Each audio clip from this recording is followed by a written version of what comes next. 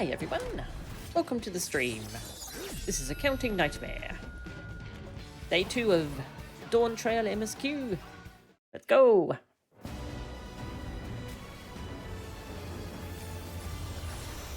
We did a few hours of story yesterday, and we're still in the level 80 quests. And we still haven't even left the first city. So it sounds like this is going to be a long one. Oh, we've got a long queue today. 23. Oh.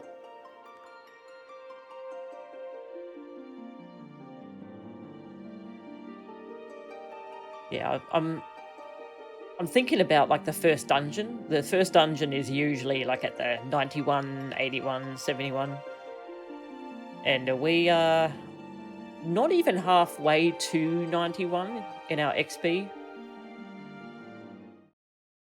And we've just been given the choice of the two different paths, so I think we're not going to hit the first dungeon until we actually finish both of these story paths. So it might be a little bit before we have a dungeon. I unlocked Viper and tried out Viper and Picto. They're both quite interesting. Viper hasn't really grabbed me yet. I think it's because we don't have the cool power-up mode yet. Yeah, Reaper was the same. It felt a little empty until you got the cool power-up mode, which is Enshroud for Reaper. And then it really took off. Level 90. Yeah, so I'll keep leveling Viper. And then we can do all the class quests. Hey, Tag. Good to see ya. And Picto. Oh, I love Picto. Picto is really fun from the word go. Paint stuff, and then you know what, there's some striking dummies nearby. Let's just have a little muck around as Picto. I'll just say hi to the FC. Gonna focus on MSQ and turn off chat for now. Enjoy Dawntrail. Okay, where are these striking dummies? Yeah, over here. Yeah, I'm loving Picto, it's great. Hey, Furiora. Sure couldn't resist playing the new best class. Oh, you mean Picto? I like Picto. Look, we got Hammer. Hammer, bonk. Oh, bonk. Yeah. Picto's great fun. Yeah. But Viper's cool, it's just we don't have the super mode that they showed in the job action trailer yet. So I think it'll get much cooler once we have that. We have powered up paint attacks. Ooh. Yeah. Do a holy attack. And we paint more creature parts. And that lets us make a Moogle. Moogle laser! Picto's pretty cool. It's only 81 though, so we won't be doing it in MSQ. We go back to Densa. Yeah, so this is the XP we've gotten so far from the MSQ. It's not even halfway to 91, so I think it's going to be a little bit before we get to the first dungeon. Got my glasses? Yeah, I found more glasses to buy. So we've got just the nice round ones, the simple ones that I like. Yeah. Okay, swap that and we can turn off chat blocker. There we go. Okay, Amy Rose. Look, hammers are cool. I main hammer in Monster Hunter, it's fun. Oh, you wanted to see Viper? Oh, yeah, I should show you Viper, sorry. Yeah, I don't have any access to any thingies here.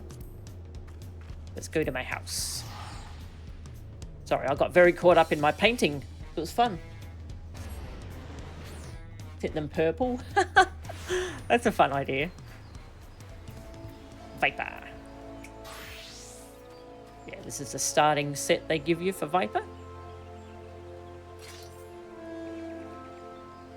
These are the poses.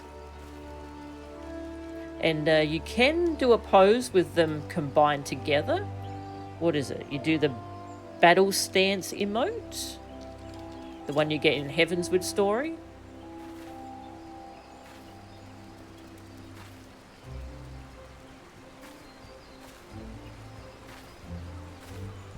Yeah, now your character's holding them combined together. So that's cool. But yeah. Viper combos. It just kind of highlights what button to press next. So it's kind of simple to play. Then we have this cool cooldown, which lets us do lots of flashy things. Grr.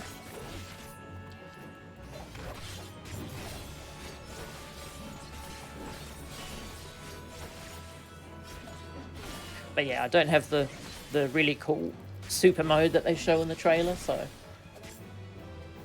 I can't do that yet. I think that's what will make this really fun to play. Oh, the gap closer is really cool. Yeah, it's called Slither. Neon. These like snake scales. Very cool. But yeah, I'll keep leveling that up. And I think 90 is probably the end of the class quests, and then we can check out those quests together. New Game Plus. Dancer. Hang on, where's... Oh, we don't have one for Viper. Maybe they haven't added New Game Plus for Dawntrail stuff yet? Okay, good to know. Oh, I assume it ends at level 90. Anyway. Don't even have rattling coils. What was rattling coils? I haven't looked too much at the later stuff we get. Yeah, the starting set seems pretty... the starting set we start with at level 80 feels like it's missing something. So I think I need to level it up more for it to really take off. Okay, we were up to select a path. Ah, we can just pick it from here. Interesting. Right, so we're investigating this challenge where we need to kind of retrace the steps of the Dawn Servant who brought all the nations together. Sightseeing spot. Sorry, sightseeing spot. Sightsee. This gives XP, doesn't it? I'll put that on Dragoon. Okay, is this, I forget what you do for these. Is it slash... no, it's probably not look. I forgot what...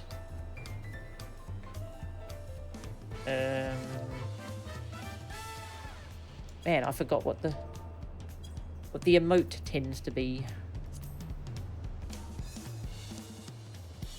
Emote. Ah, look out. There we go. Thank you. Look out. Nice. XP. Dun, dun. Oh, I wanted birds. Ah, yes, for the MSQ decision. Yes. I'm going to go visit the Hanu first. Because they look pretty. Instant distraction, yes. Okay, rattling coils is the gems on the job gauge. Okay, cool. Alright. Helpful Hanu. To Okopacha. To Kozama Uka. The helpful Hanu is waiting to answer your questions. So, what is it you'd like to know? The route to Okhanu. We go south through the Arch of the Dawn, then follow the road, which runs alongside the Kozama Uka River. Is that right? It is. Be warned, however. My brethren tell me the recent storm has rendered the path even muddier than usual. The footing is quite poor in some parts. Far worse was the destruction visited upon our homes, though. Houses were torn apart, and several people injured if not killed. Even our beloved festival is in danger of being called off this year. If you do still plan on going, I must urge you to proceed with caution. We'll be sure to watch our footing, thank you.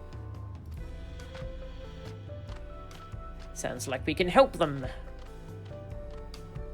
Now I'm worried for the Hanu. It sounds like they were hit hard by that storm. Anyway, if we're bound for Kozama Uka, we should head over to the Arch. We'll be back to talk to you in good time, Master Merchant. Meanwhile, you can eat and drink your fill at Exbalyav Tia. It's all been arranged.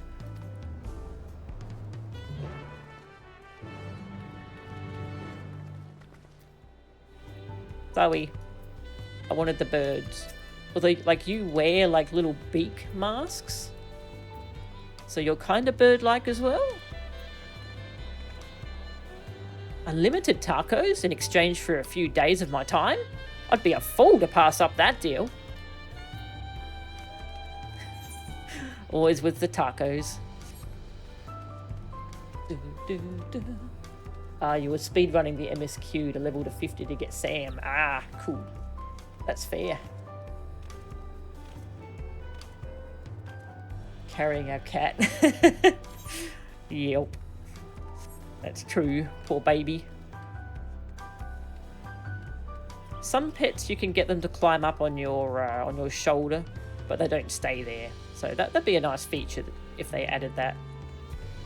Let them stay on your shoulder all the time. That would be cute.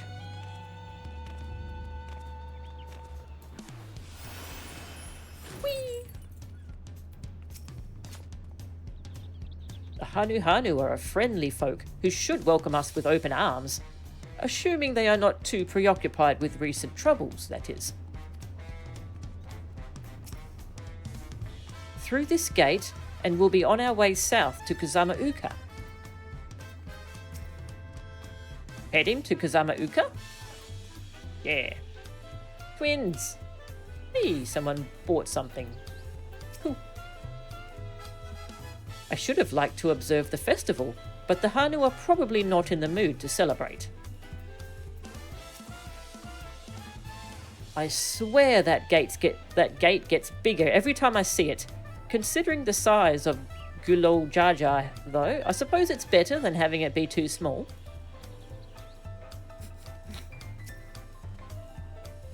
Are we all ready to leave?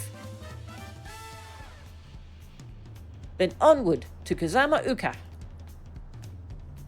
Open the way.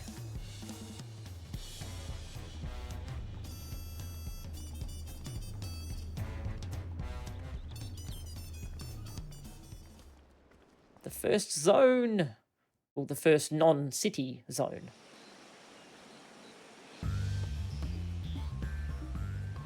Kozama Uka, the land of rainbow terraces. It commands the gaze of all who visit without fail. The many-colored marvel.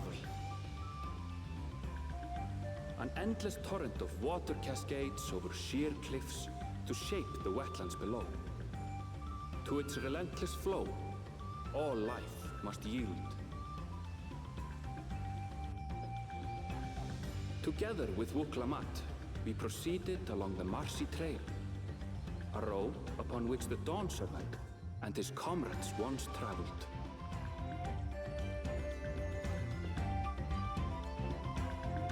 Wow, this place is pretty. Screenshot. Screenshot.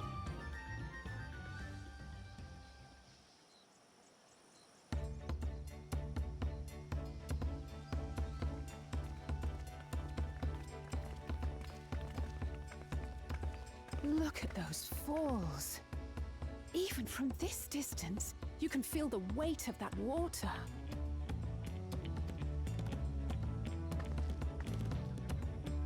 The Isle of Ham was impressive, but as you can see, Tulihiola does not want for natural wonders.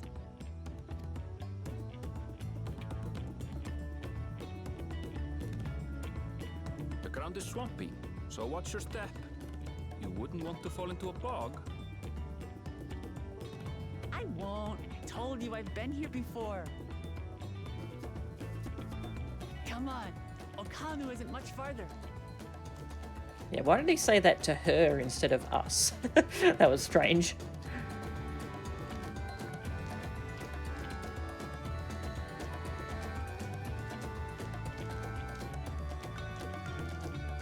Yeah, we're the ones who haven't been here before.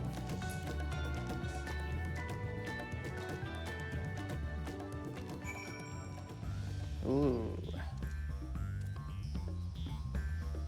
Are those like... Those are like springy noises in the music. Oh yeah, also this is that barding we picked up yesterday. It's very cute. I love the sabotender on the back.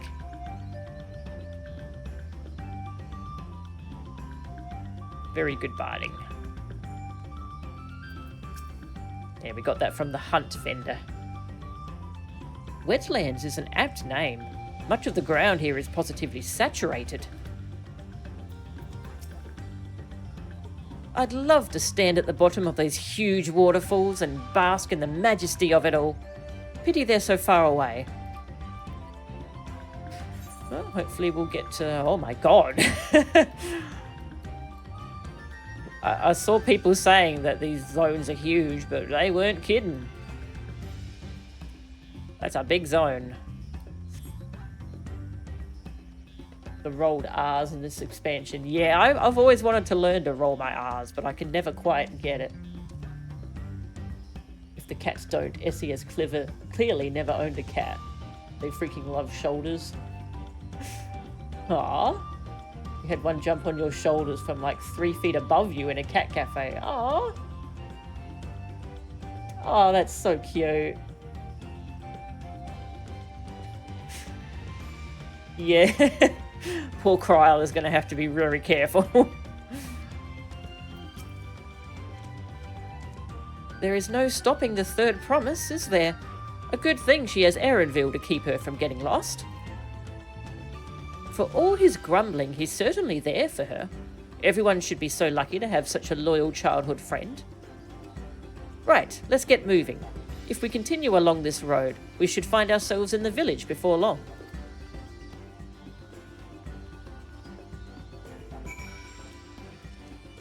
We can actually mount up. You know, I want to use my chocobo, seeing as our chocobo has a very cute new barding. Yeah.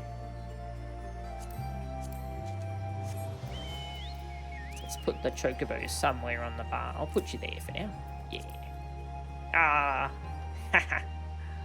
Oh, look at the felt detail on that. That looks so much nicer than it would have before. Yum. Can't fly. Aether currents.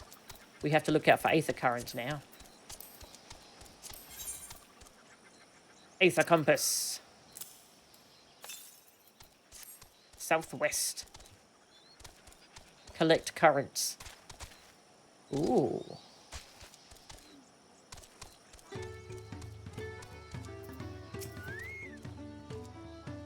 So this is a Hanu village. One can tell at a glance how very different their culture is to the Vanus.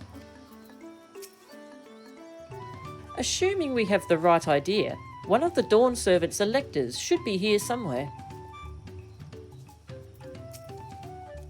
Ow! Stupid distracting waterfalls. Oh. Did she have a fall? The water from the falls must flood the wetlands and flow into all these streams and rivers.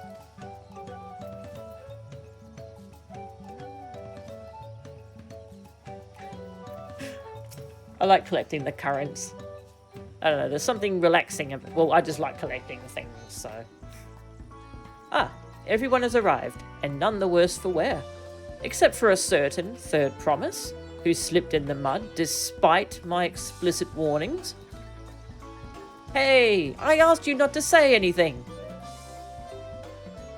Anyway, this is the Hanu village I was telling you about. Okanu. Grr. I agreed to serve as a guide, not a nursemaid. A festive people. Wuk Lamat wishes to seek out the Dawn Servant's Elector.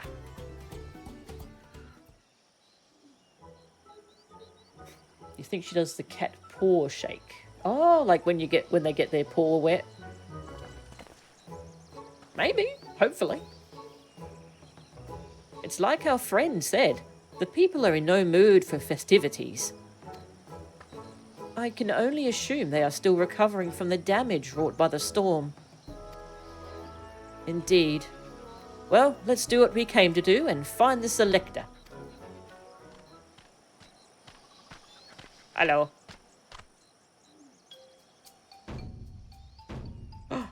They have their own dance. Aho Kali.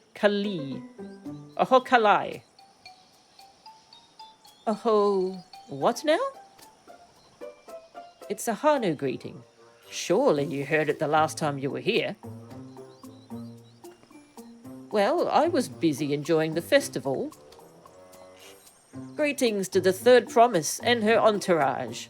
I, Zanuhali, welcome you to Okhanu.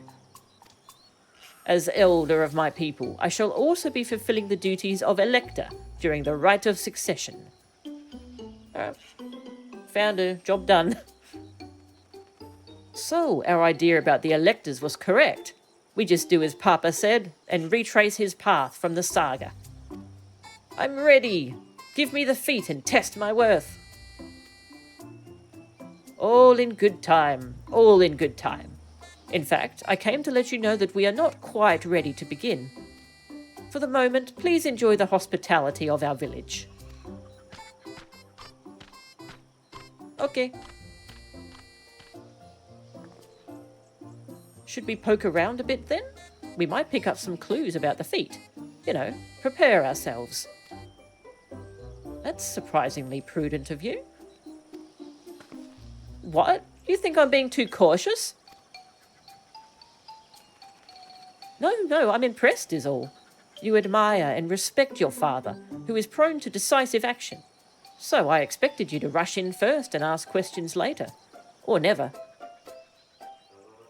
I do look up to Papa, but you should know that he has a pragmatic side too. The head of reason is the thinker, who takes time to consider all the possibilities. With the long naps he takes these days, though, the head of resolve is less restrained by his wisdom. I can't fault you for thinking that's all there is to him, but there's more to the Dawn Servant than you've seen thus far. I should like to speak with the head of reason one day. Ah, well, I'm sure you'll catch him awake soon enough. To return to the subject at hand, you wish to take a look around Okhanu then? Do some groundwork before the feat begins. Something like that. I mean, I could probably pass this test with my eyes closed, but it'll keep us busy while we're waiting. Wuk Lamat has the right of it. As Elder Zanuhali is a resident of this village, learning more about it can only improve our chances in the feat. Might I suggest a division of forces? For instance, Erenville, Alizé, and Kryl could concentrate on the southern half of the settlement. Meanwhile, Wuk Lamat, Melchan, and myself will handle this northern half. Okay. Sounds good to me.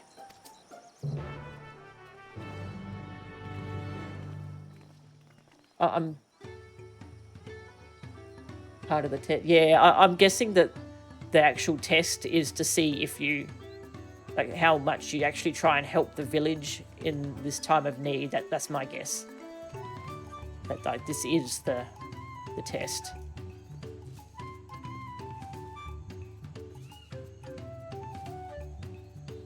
Although how the Dawn Servant knew there was going to be a big storm, I don't know. Gemstones. Gems. Welcome, welcome. I'm glad to say that the damage from the storm has been repaired, and our stores are open for business. If you have any bi-colour gemstones to trade, I'd love to take a look. Your gemstones. What you got? Meat, leather. Okay, nothing too exciting yet. That's the thing that you level up the shared fates for. To unlock more shiny things to buy with gemstones.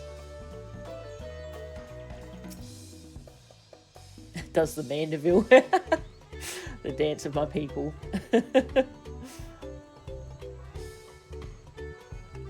Our triple is actually a valid party comp, just need a melee. Who did we have? We had Alphino. Oh yeah, we had Alphino as healer and Wuk Lamat as tank. If only we wingless could fly, we would not need our flight to reach the communities upriver.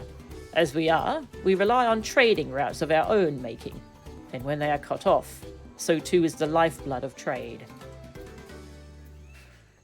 We wingless. Okay. Oh, merchant. Got anything interesting? Not really. So we're still using grade 8 matter. Interesting. Okay. That's the consumable to repair your gear.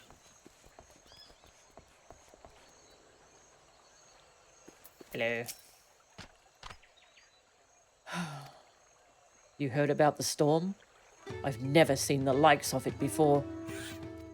With the supplies and help the Dawn Servant sent, we're making progress repairing and rebuilding our homes. But while roofs and walls can be patched, there is so much else that was lost for good. Aw. What are we to do?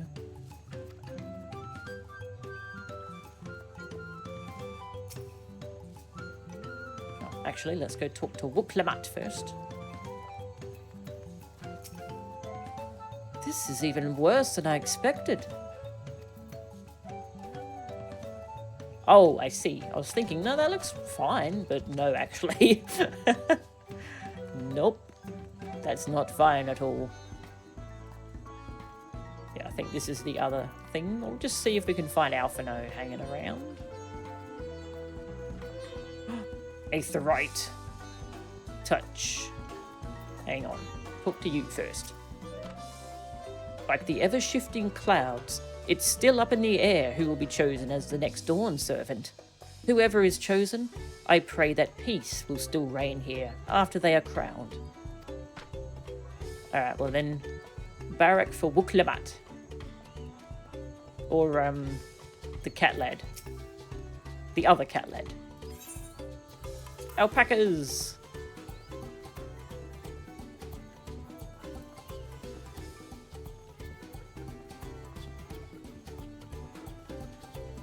This is cute music. Aetherite. You need the Cycle of Hand to repair? Yes. Yeah, otherwise you use vendors. But yeah, I had everything at 90, so now we level them to 100. Yeah, see, this says repair level armorer, level 80. So as long as you have armor at least 80, you can repair this yourself, instead of having to talk to an NPC. Yeah, and then each one uses a consumable. Or you can actually request another player repair your gear if they have the right Disciple of Hand leveled. Where's Alfie? Alfie's gone. He sank in the mud. He died. Well. Rip Alfie.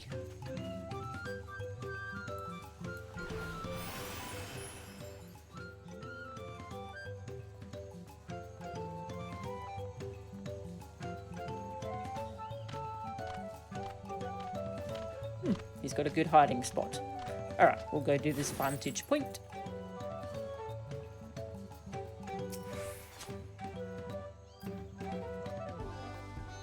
The physical damage doesn't look too bad, but I'm guessing they lost a lot of crops and lives.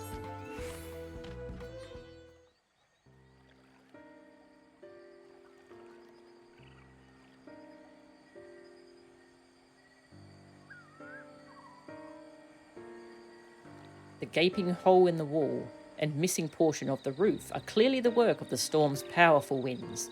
Repairs appear to be ongoing.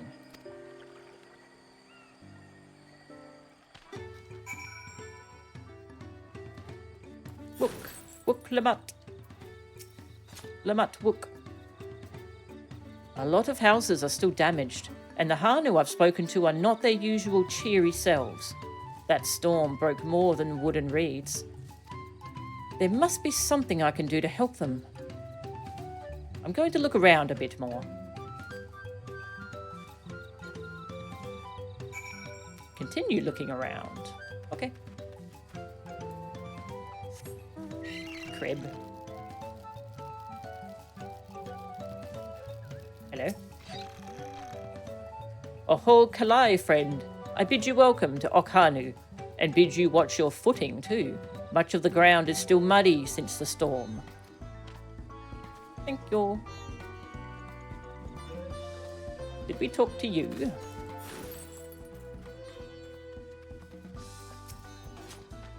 Watch your head, friend. The storm went at our thatching like a curl in an alpaca stable. Until we get it relayed, the slightest breeze is wont to summon a rain of reeds. Bum, bum, bum, bum.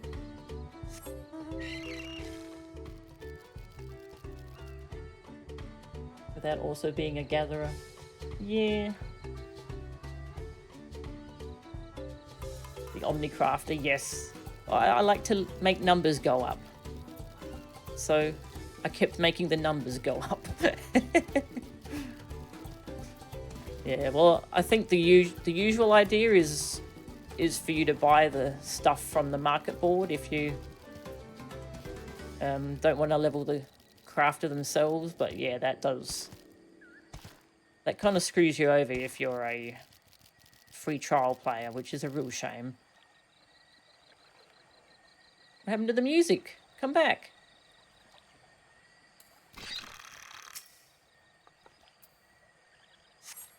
The dry and shrunken bundles suggest the reeds were harvested some time ago. Okay. Crib. There we go, the music's back. This crab kind of fits in here, doesn't it?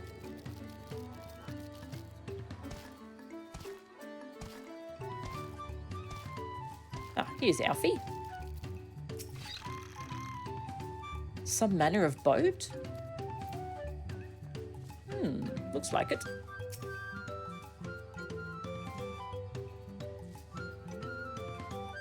Woven from reeds, this boat-like vessel is reminiscent of a bird.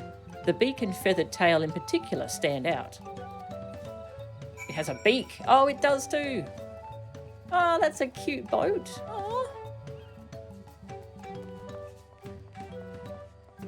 Oh, that's really cute.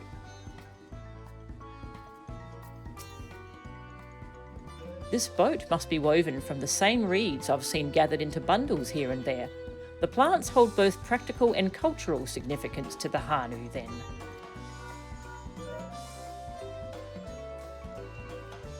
Hello, can you all hear me? I'm told they're ready to receive us now. Come to the large building in the south of the village.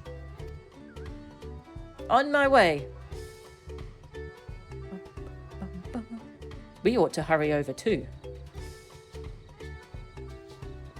This music, it sounds really fitting for like a just a platformer, like a Mario Beach level or Banjo-Kazooie.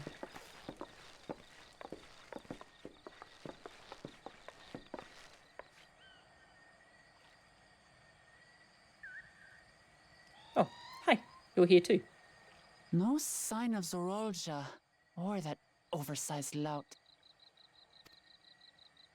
How much easier it would be if Soralja were to fail here. But that isn't likely to happen.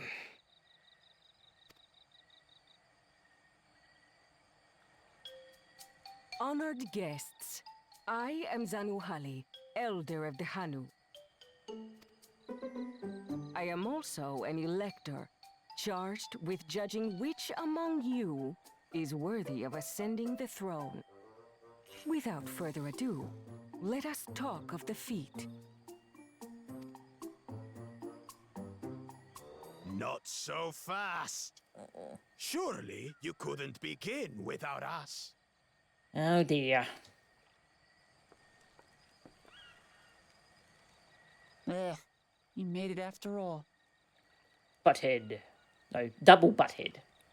This one's the double butthead, the other one's the single butthead.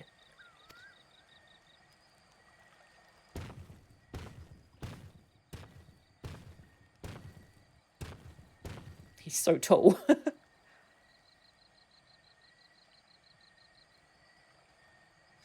No need to fuss. There is no time limit for this challenge. Now, if you would allow me to proceed. It is here, in Okanu, where my people forged a bond with the Dawn Servant during our own chapter of the Tuli Yolal saga. In homage to those events, I have prepared for you the Feat of Reeds. Okay. Reeds seem to be of great importance to the Hanu. I wonder what this feat entails. Maybe we'll find out, Alphino, if we keep listening.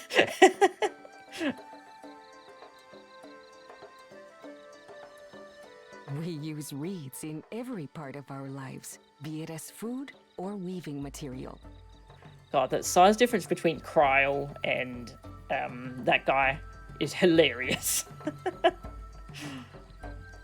But look around the nearby paddies, and you will see that this season, our crops are failing.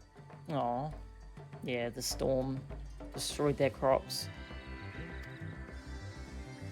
How fortunate, then, that my appointment to Elector coincided with this predicament. For surely, those who aspire to be Dawn Servant would find the matter of an ailing harvest a mere trifle to resolve. Aye, well, it is indeed the duty of a ruler to address the people's woes. Exactly, exactly. Do well in this, and you will earn my keystone. Yeah, it's a good test. Not just a test of strength or whatever.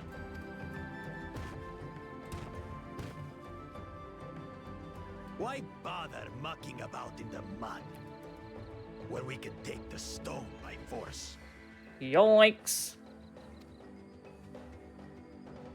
Oh, mercy me! You are a hot-headed fellow, Bakul Jaja. Some electors may enjoy going toe-to-toe with scrappers like you, but I refuse to entertain your base instincts. Arrangements have been made. Should you attempt to engage a feat giver in combat without their consent, word of your immediate disqualification will be sent to the palace. If you're still feeling feisty, then by all means, draw your weapon. Disqualify him. Disqualify him. He threatened you.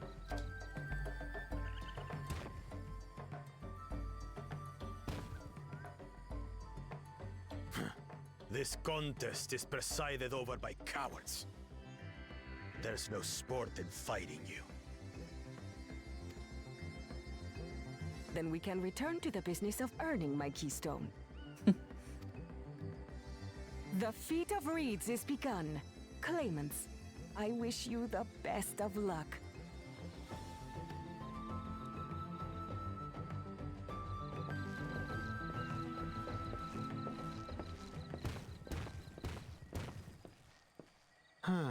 The clever kitty crossed the seas to study foreign novelties. He might know tricks we don't. Tricks we can use. What of Little Miss Mittens? You know the answer to that. Compared to the first and second promise, she's a distant third. Not even in the running. And everyone underestimates her. Then we see eye to eye on this, brother. Being Bakul Jaja so long with me has rubbed off on you.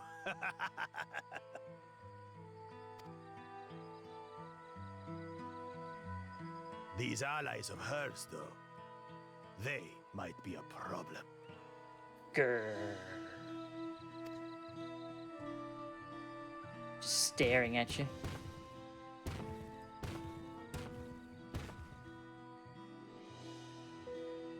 Damn it! I'm just as qualified to be here as they are. I'll show them. Easy now. There's no time limit, remember? Let's keep calm and think things through. Right. You're right. I won't win against that lumbering Vidrol by losing my head.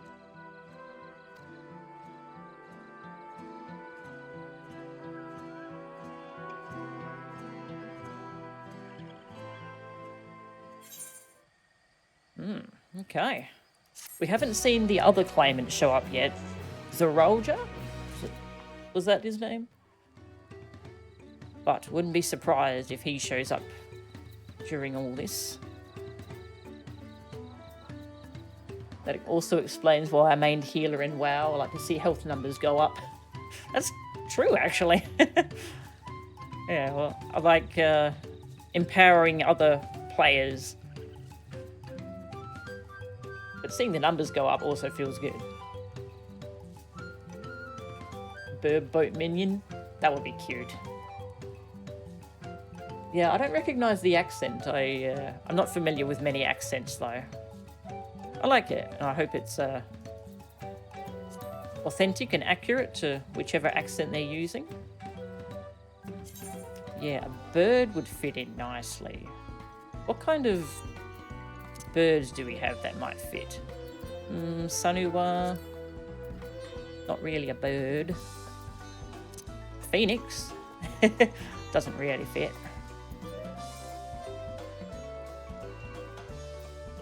Flying pig. A lot of mounts, but I don't actually have many. Oh, we got these birds. Round, warring, dark lanner, sophic lanner, demonic lanner, firebird.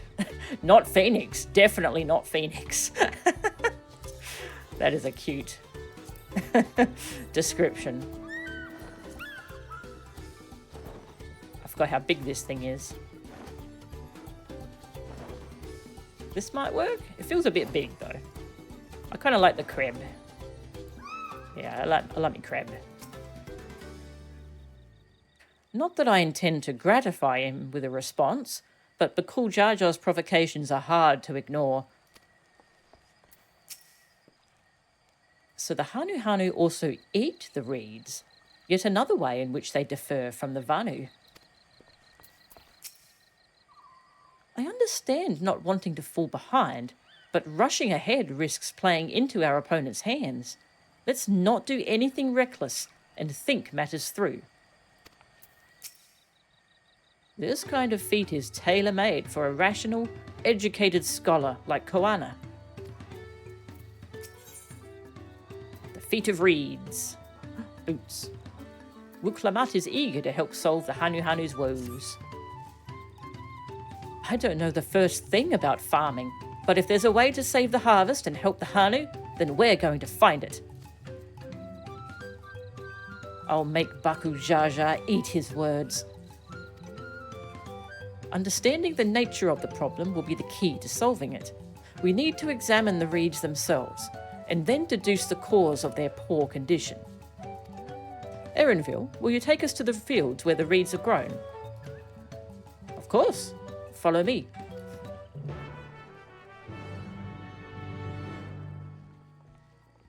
Let's learn how to be farmers. And then solve problem. What's up here?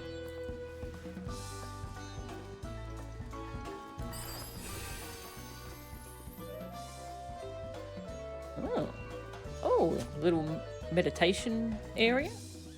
Hi. Who will be the victor in the right of succession? Who will claim the throne? It's all so exciting. Yeah, exciting is a word for it.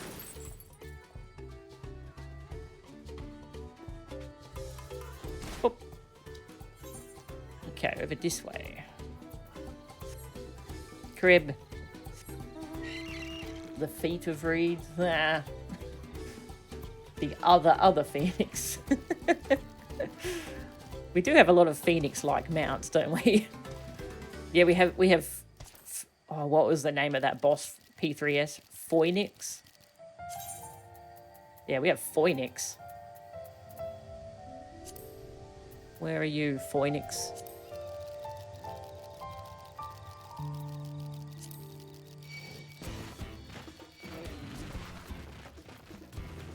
Can't find Phoenix.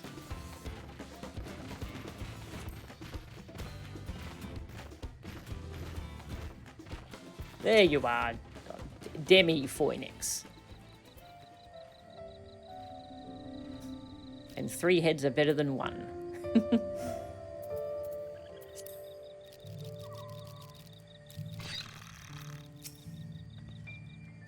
And there I thought these feats would have us battling dire fiends or similar. Agriculture is a far thornier problem. I see. They irrigate the fields by diverting water from the neighbouring river. 'Tis unlikely the reeds ever dry out.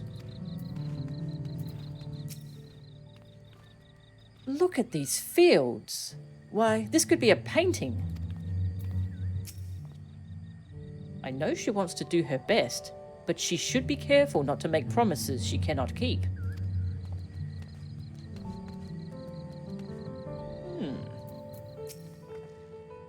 You can all stand back. I'll get to the bottom of this problem in no time.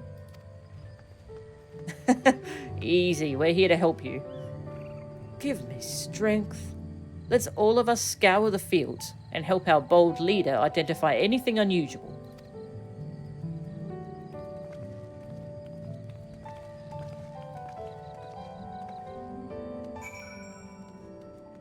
Talk to you first.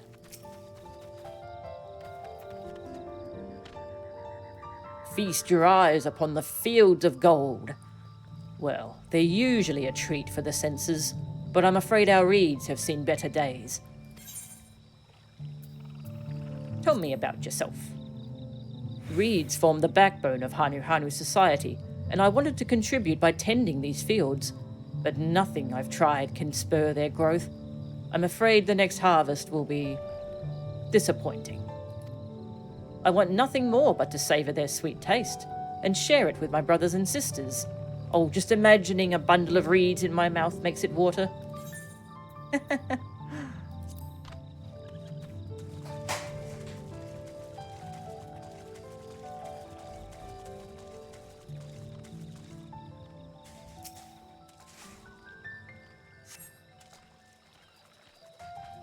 Snaps into botanist gear. Yeah, actually, it'd be funny if you could do this as botanist.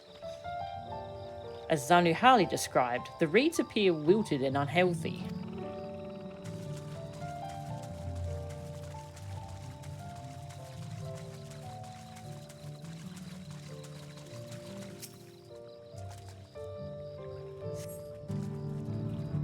The water contains no obvious contaminants and looks fresh and clear at a cursory glance. Okay. A frog. Oh, a little tiny frog. A small frog catches your eye. Strangely lackadaisical, it doesn't even bother to hop when it eventually scurries away.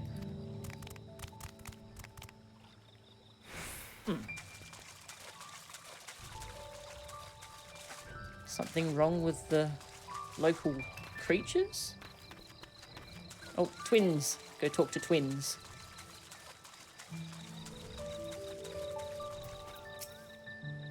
Oh, a water strider.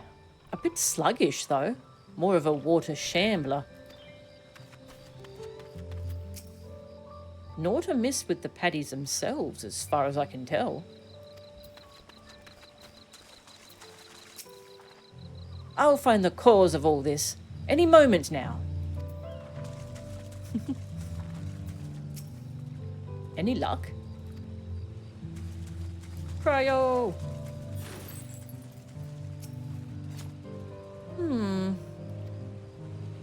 Okay, thank you, Cryo, for the insight.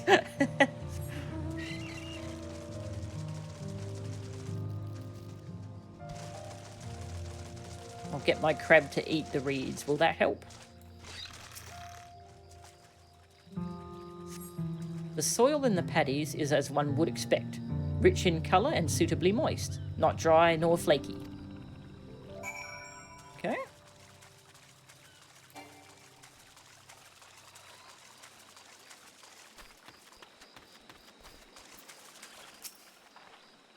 Seen enough? I'll call everyone together and we can share our discoveries.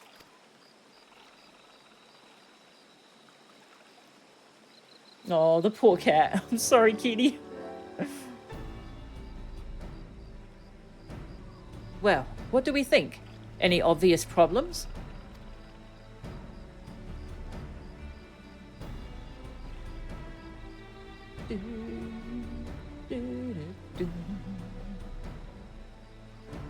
I agree. The waters look to be of good quality, as does the mud in which the reeds have been planted. The frogs and insects are unusually torpid. This suggests the problem is affecting not only the reeds, but also the creatures which live among them. Could something invisible to the naked eye be polluting the water? We would need an alchemist to know for certain. Well, I'm also a level 90 alchemist.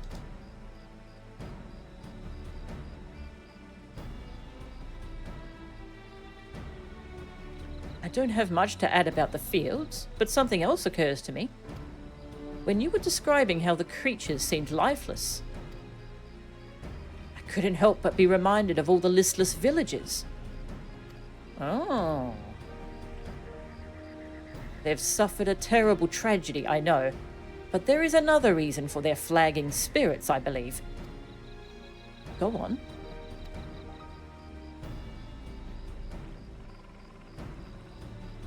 The festival. This is traditionally an occasion for celebration and renewal, so without it, the Hanu are struggling even more to recover. The last time I visited, the village was in the middle of the festivities. You'll never see the Hanu more joyful and alive. It's an indispensable part of their culture, and its absence will only compound their woes. So, I say we help them put on their festival. Give them a reason to cheer in these sad times. Who knows? Maybe fixing one problem could lead us to a solution for the other. Stranger things have happened. I don't know about that. Stranger things have happened, you know, there's Dynamis. Dynamis can do almost anything. Right? I failed to see the relation between festivals and fields. Let's not be too hasty in dismissing the idea. Things which seem unrelated can later prove to be connected in surprising ways. True, and being bereft of ideas as we are, any proposal is worth entertaining. I suppose. Besides, this is Wuk Lamat's journey. It's only right that we follow her lead. Yeah.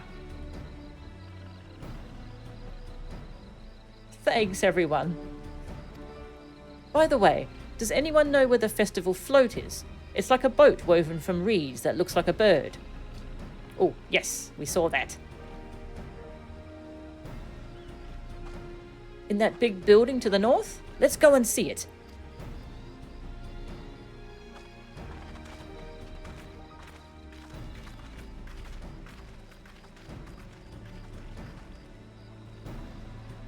There's much less debate when I'm traveling alone. Sounds boring.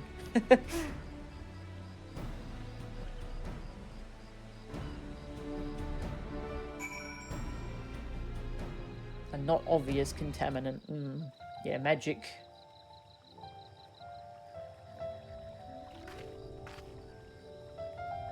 Yeah, Dynamis definitely fits the bill. A lot of negative emotions affecting, like that can affect nearby creatures, nearby crops.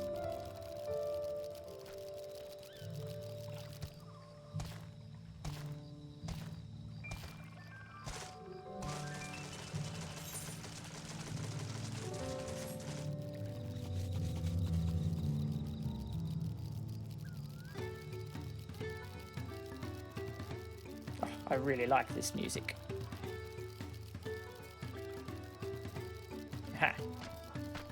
Oh, did they move it? Or oh no, this is where it was. What a charming float. I wonder what bird was the inspiration for its design. I've never been here during festival season, so this is all new to me too.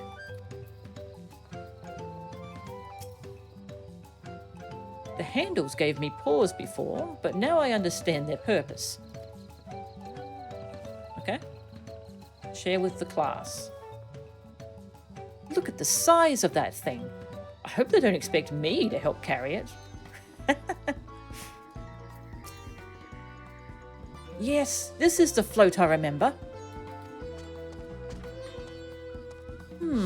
Does it not appear somewhat damaged to you? We should take a closer look. Inspect the festival float. Okay. Minigame.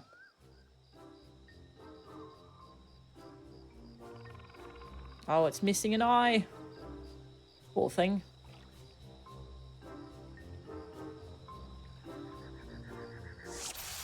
Start. If there's anything else to look at first. Oh no, there's 3 things to find. Okay. Oh dear, one of the bird's eyes seems to be missing a gemstone. Okay, what else? Can zoom in. Oh, not very far though.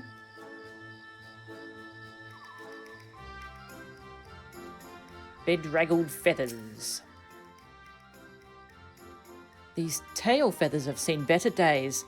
I swear the colours were a lot brighter the last time I saw them.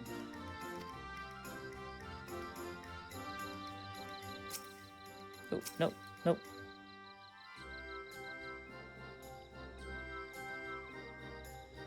One more thing. These feathers? They look good. Do, do, do.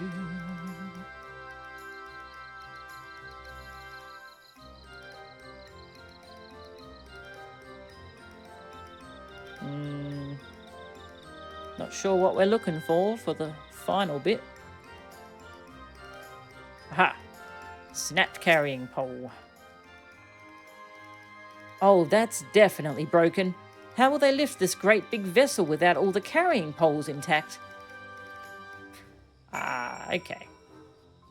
That's what the handles are for.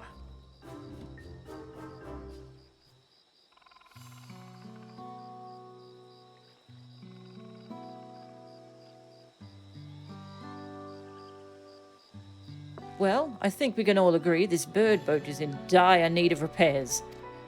Now, how do we go about fixing it?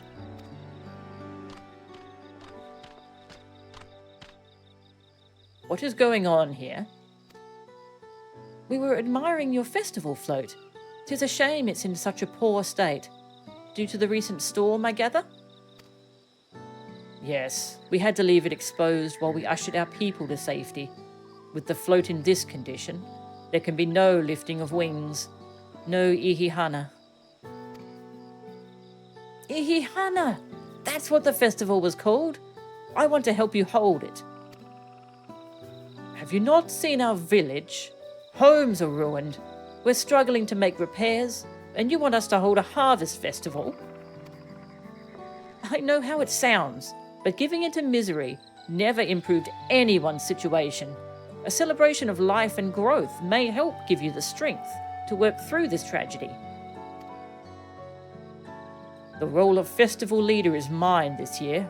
and there's nothing I would like more than to lift everyone's spirits.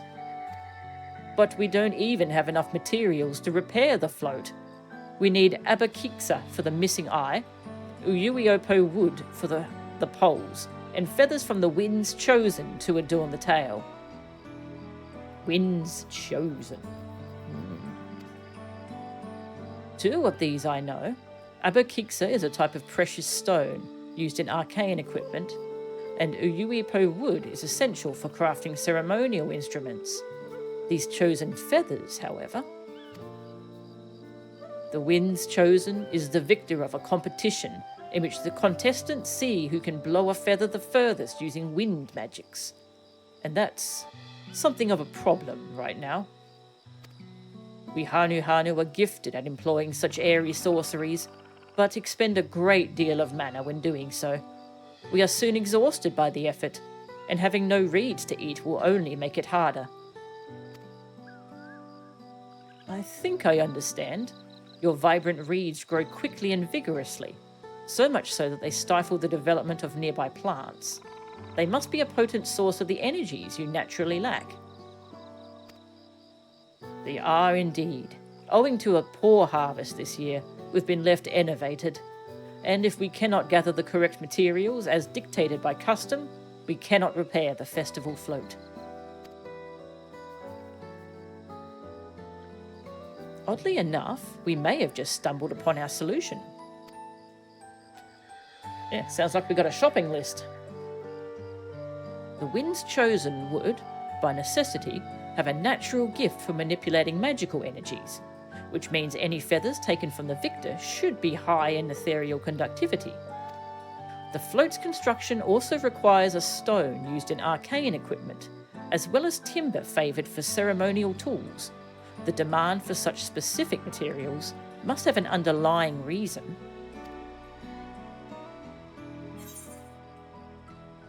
The float might also function as an arcane device.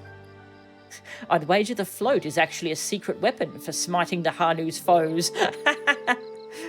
Pray continue, Alphino. It's a secret weapon for smiting their foes.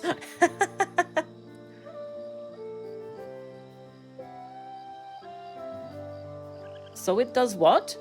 Unleash rays of searing light from its eyes or some such nonsense? Surely you jest. While an intriguing supposition, I arrived at a slightly different conclusion.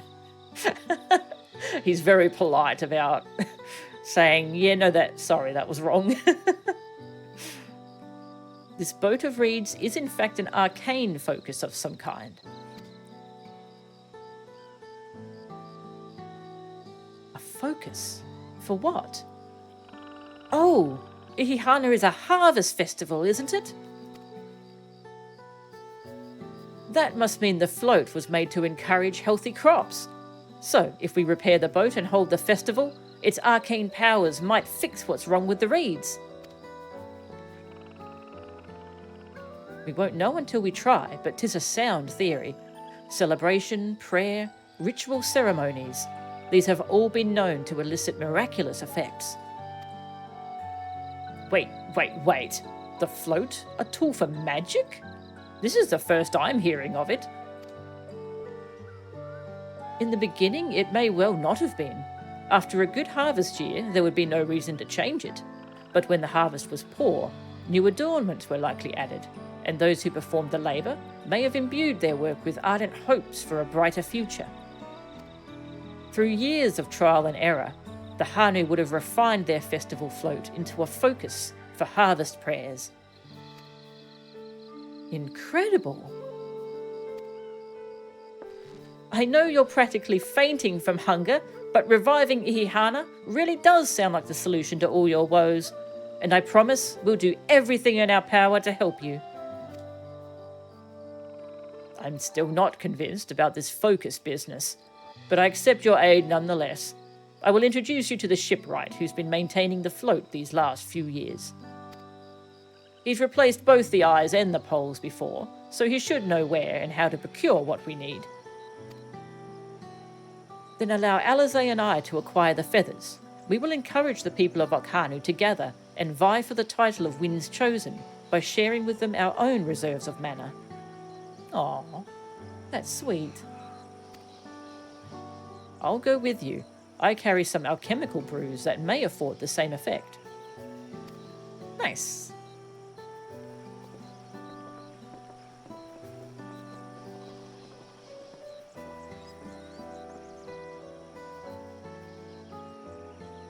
The three of us will visit the shipwright then.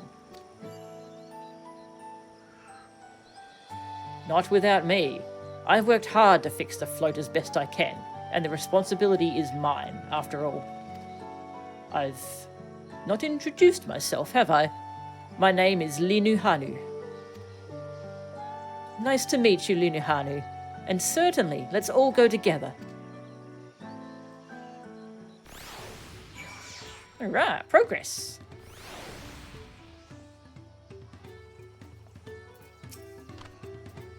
To find myself working alongside the third promise herself is unexpected, to say the least. We're making progress now. The solution to Okhanu's woes is as good as found.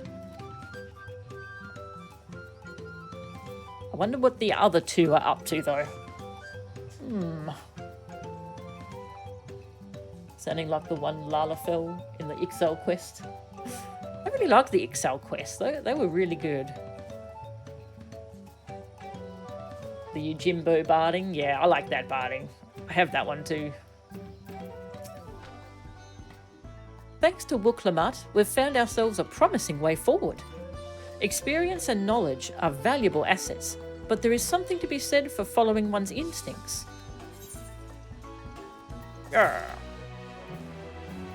Yes. I wonder what manner of shipwright repairs reed-woven boats.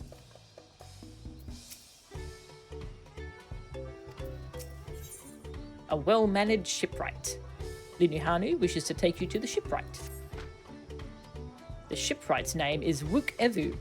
He's a Zubral who only moved to Kozamauka a few years ago, but has since mastered our customs to an almost frightening degree.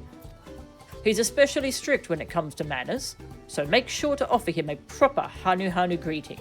We wouldn't want to offend him right before asking a favour. A proper Hanu greeting? Oh, that one! Don't worry, I remember how it goes. Do you? Okay, can you teach us? Then we shouldn't have any problems. Let's head to Okbekbe, to the east of here. Alright. Also, this guild tag, Yaoi. Yaoi. Pretty good guild tag. Okbekbe. Holy moly, look how... Oh, there's 3 other towns here.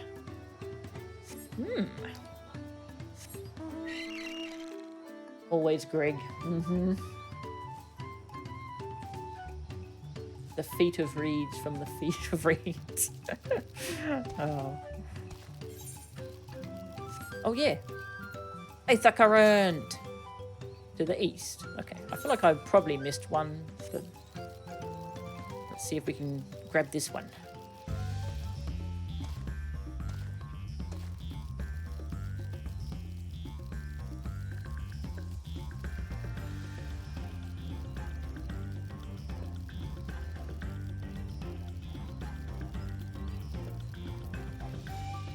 Compass. To the northeast. Okay, it's up there somewhere. I figured it might be in town, but no. Hello. Everyone's attention is focused on rebuilding, but that doesn't mean we've forgotten our sense of hospitality. So if you have any questions about this place, I'll gladly answer them. Okbekbe means the village of all.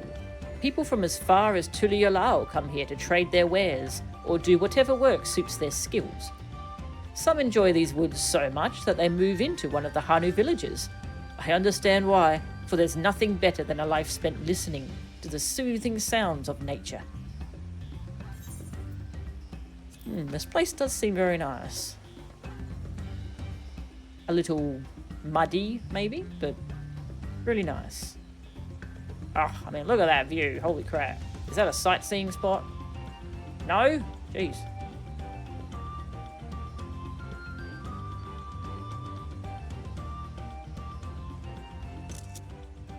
And this Hanu is fishing.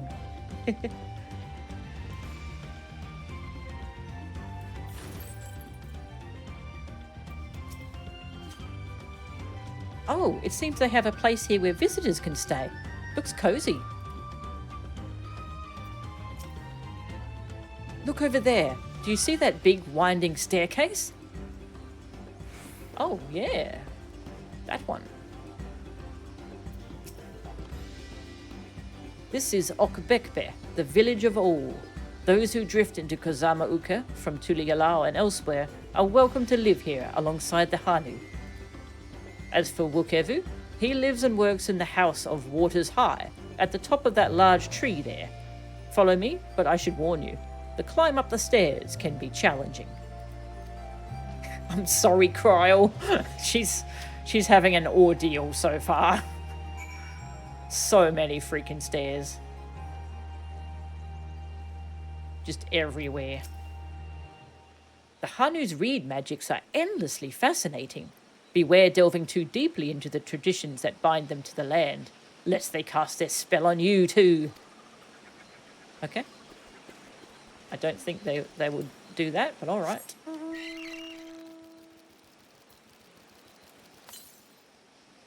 To the north. Let's go grab this current.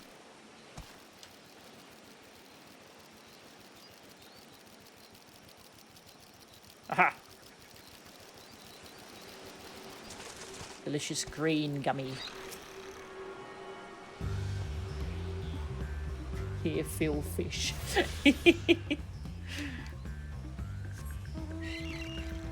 Oh, that's one. Southeast. Okay. I should put Aether Currents back on my bar for now.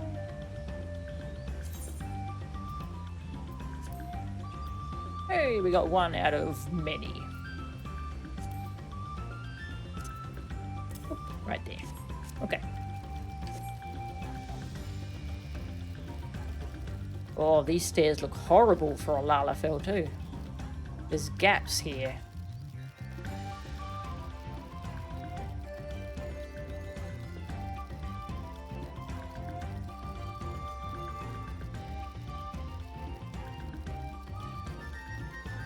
Still going. There we go.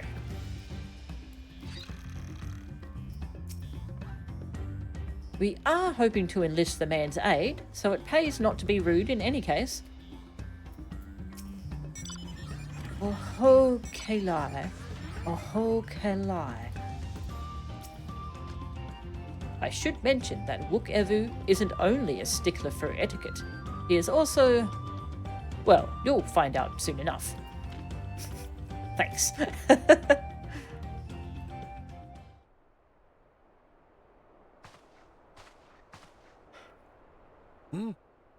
What do you want with me?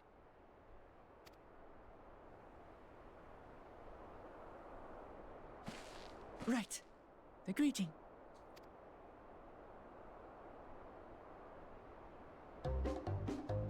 Uh-oh. Oho Kali.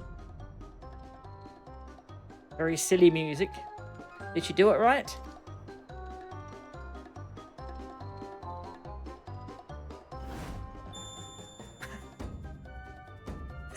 Oho Kali!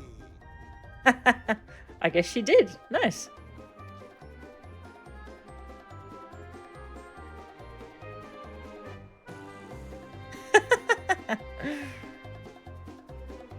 Good.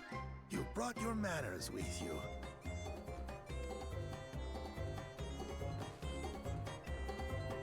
When in Ukano, do as the Hanu do.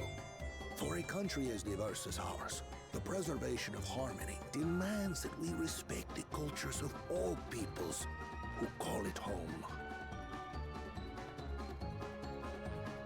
Well, that explains your familiarity with Hanu customs.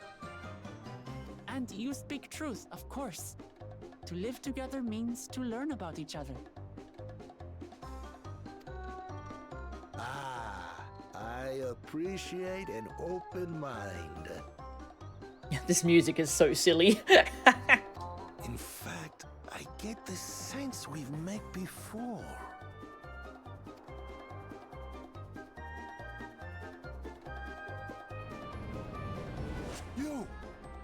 You're Wuk Lamat. Oh? Oh, what an unexpected honor for old Wuk Evu. Here I am prattling on about manners, and I've gone and insulted the third promise herself. There is no excuse for this betrayal of etiquette. Aw. Aw. Please, take up your axe and claim my abused head. Will not? Keep your head. I hate formalities anyway, so forget about it, alright? All right then, consider it forgotten. How prompt. We're actually here about the Ihihana float. It's in bad shape, and we need you to craft new carrying poles and a new eye. I'm told you work with Uyuipo wood and a certain kind of stone? Abokisha? That I do. But while I would like nothing more than to offer my services, I just used the last I had of both those materials. Rip. My lumber in particular went to fixing homes damaged by the recent storm. I'll need 10 days or so to restock. Or I could be a botanist and go and get the wood. We can't wait that long. If you tell me where to go, I'll gather them myself. What? Send the third promise out on an errand like some common lackey? That's utterly unconscionable. A gross violation of social protocol. I told you not to worry about such things. All right then. I shan't worry a whit.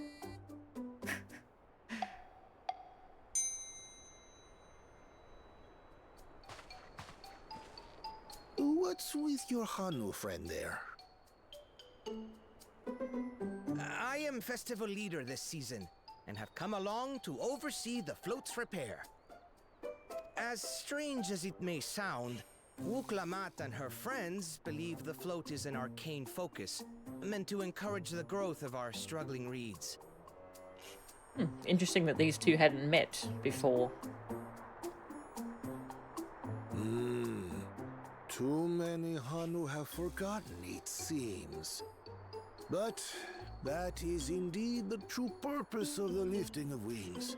Your education is impressive, Third Promise.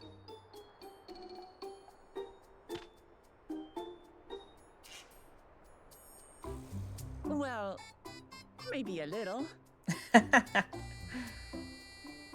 Allow me to show you where to procure Uyuipo. We can leave the Abokisha to your friends, I presume? Take yourself to Cave Kikitola, or thereabouts, and you should find the stones you need. Nice.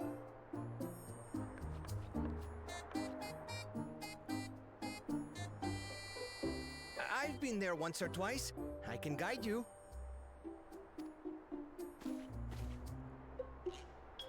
That should save us some time. All right then, let's get moving. Uh-oh. Oh, yeah, here he is.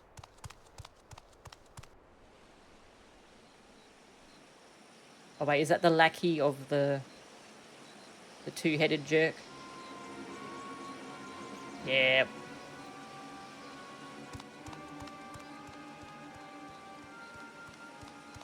Chosen one of your rivals is making progress.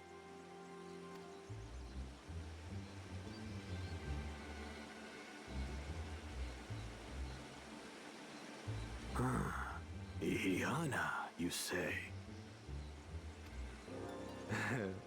Should our first choice fail to deliver, it might be wise to let this play out.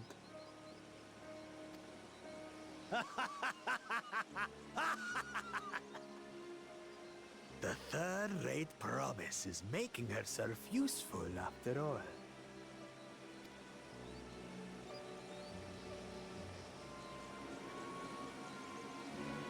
Okay, he's probably keeping an eye on Kaina and just gonna swoop in and steal his progress.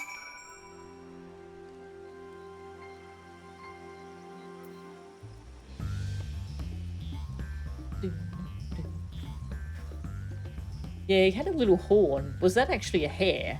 Or was that actually hair? Interesting. Huh. A rather eccentric fellow, but I feel his heart is in the right place. Cave Kikitola is southwest of Okhanu. We can return to the village first, then head there on foot. On foot? More like on crib. Crib. Oh, there's a lot of... There's like a river in between here. Okay. Oh, that's gonna be... Oh no, that's level 91. Okay. I figured that was gonna be for like later in the MSQ. Okay.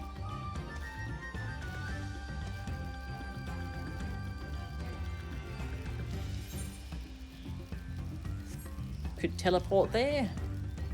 Kind of just gonna enjoy the sights though.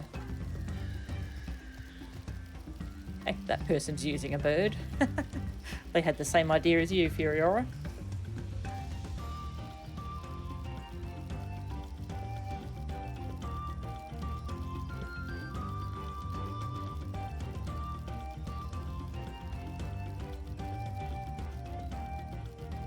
I have 0 cats in the room with me. It's sad. Oh, they have striking dummies here. Handy.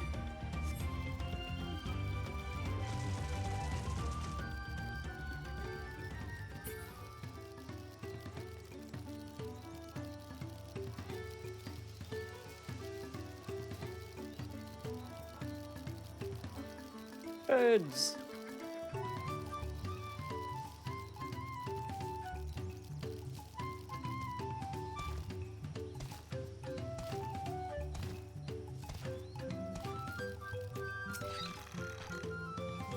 I almost envy how effortlessly he can shift from one mood to its polar opposite. At least, I presume he does so by choice.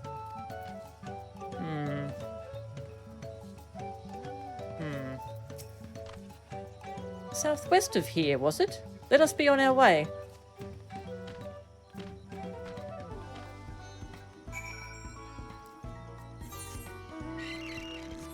Let's go.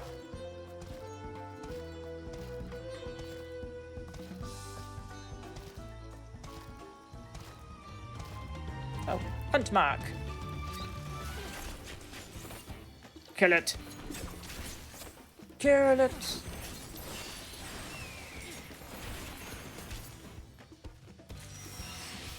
Oh, wait, was that the whole... I only needed to kill one of those.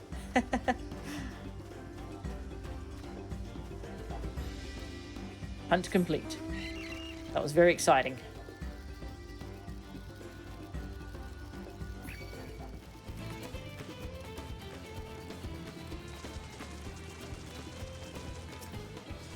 Yeah, I kind of feel like fighting more things. Oh, no, come back! No, never mind. See ya. It is funny how little combat you do in the story segments of this game. Because the combat's really good, it's just, yeah. You don't do a lot of it outside of actual dungeons. Woo!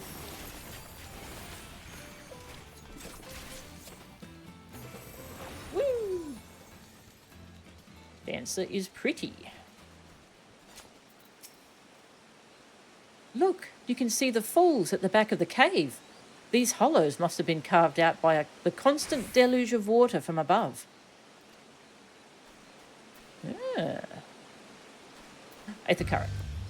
Current to the west. Woohoo, that's where we're going, probably. Cave Kikitola, as promised. Home to many deadly creatures, Venture inside if you feel confident, but I will conduct my own search out here. You can spot raw Abakiksa by its green-hued glimmer. Bring anything matching that description to me. I shall help scour the inside of the cave then. You take the west half and I'll take the east.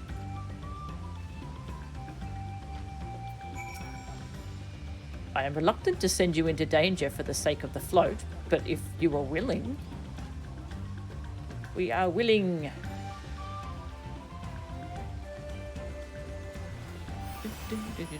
The Blowflies. Oh, this place is quite pretty. Where's this current? It's very important.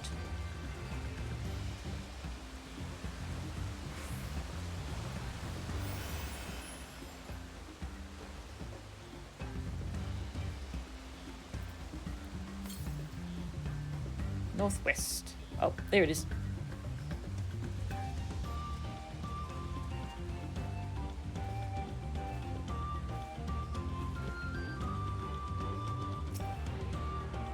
Hey, Trident. Welcome. This is still in level 90 area. This is just after we pick the 2 paths. Yeah, we're still really early. Haven't even got the first dungeon yet.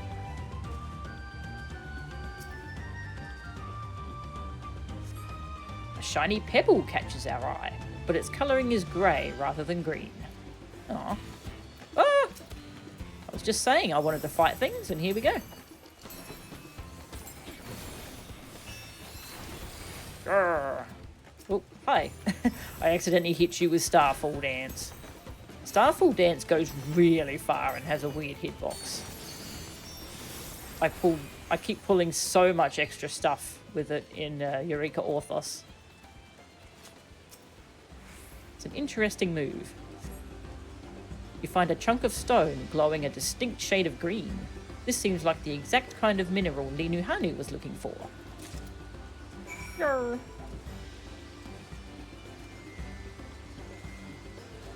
Yeah, that was the first battle we've had to have in the story.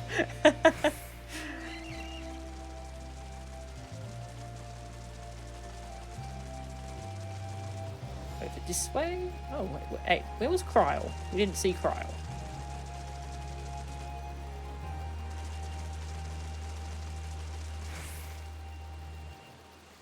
Did she get swept away by the water?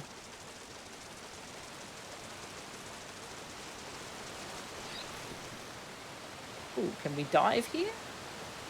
No.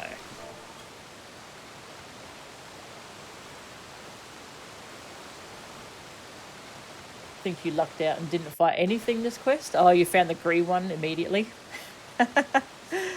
That's pretty funny. Yeah, I chose the Hanu as my first choice in that the split paths. So we haven't done the other one at all yet. Oh, no sign of Kryl. She might already be back with him. Oh, sightseeing spot though. Yeah, gimme.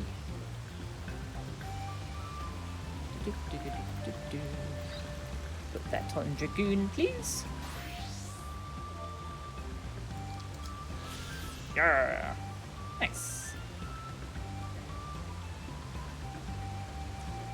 The Hanu name means overflowing with many stars.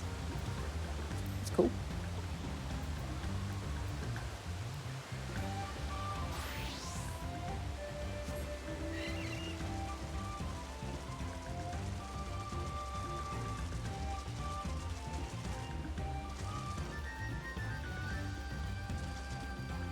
Strange little ledge there.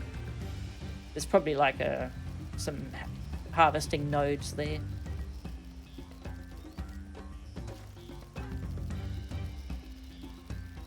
Tap problems, yes. Oh, yep, there she is. She's back here already. Wild had the queue times range. What kind of queues have you had? Here on Materia, I've only had like queues of like 19 or 30. That's all we've had here.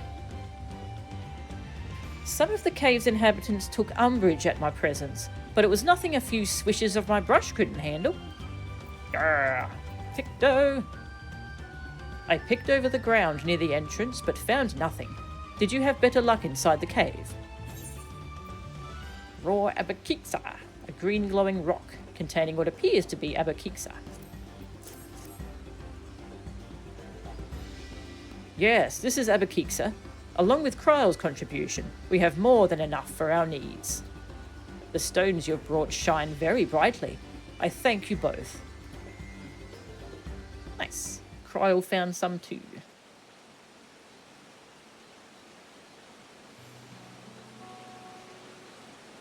He would have been happy to know we were putting things right. Oh? Truth be told, a good friend of mine was meant to be festival leader for this year's Ihihana. But when that big storm hit, he did not survive. It fell to me to carry on in his stead. That was why you agreed to Wuk Lamat's request, despite your initial reluctance. Yes, it hurt to hear, but she was right. Though I must mourn, I cannot let my grief consume me. Her words made me realize that the path to my recovery, our recovery, is already laid out before me, and I will walk it, for myself and for my friend. Aww.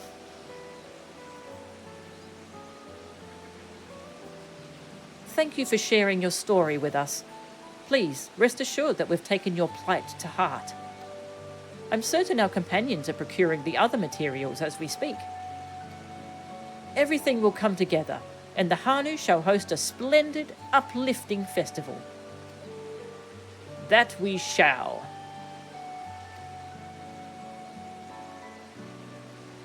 Unless... With that, let us return and deliver the Abakixa into Wuk Evu's waiting hands. Oh, look how good all the grass and stuff looks. That's one of the biggest things of the graphics update. The grass and flowers and stuff all looks so good. Okay, we've got to go over there. Any currents on the way? Northwest. Oh, okay. Up there somewhere. I'll worry about that one later. That's a bit off the path.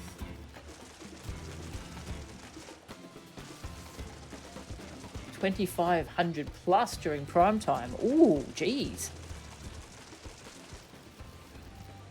12 right now, like at 2:50 a.m. Ah, okay. 2,500 plus. Jeez. She picked-o'd the ground.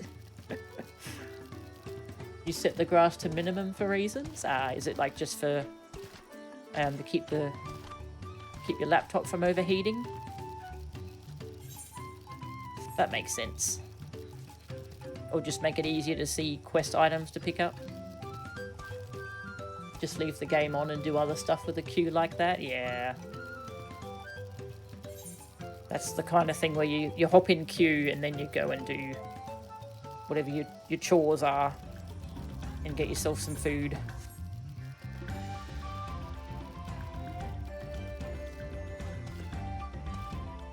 Crib. But I love how it's still frothing at the mouth just all the time. It's cute.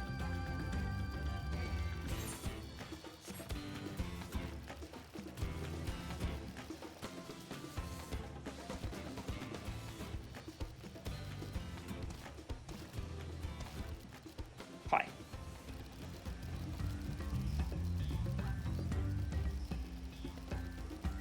Oh god, we gotta climb all the stairs again. Poor Kryle. It'd be nice if I could give her a lift on my creb. Or my car. I've got the car. Driving a car up the stairs. You know what, I've got to do that now that I've thought of it. Got to drive a car up the stairs. It's just too silly.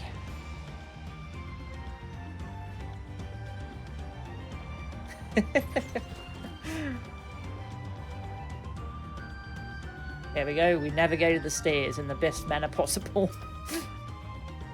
I hope Wuk Lamat's foray was as productive as ours. We just got back ourselves. Did you find the stone we needed? We've come too far to stop now. The lifting of wings must go on. Thanks to the third promise and her mighty swings, we've collected some suitable logs of Uyu Ipo. What of the Abokiksa? Shiny.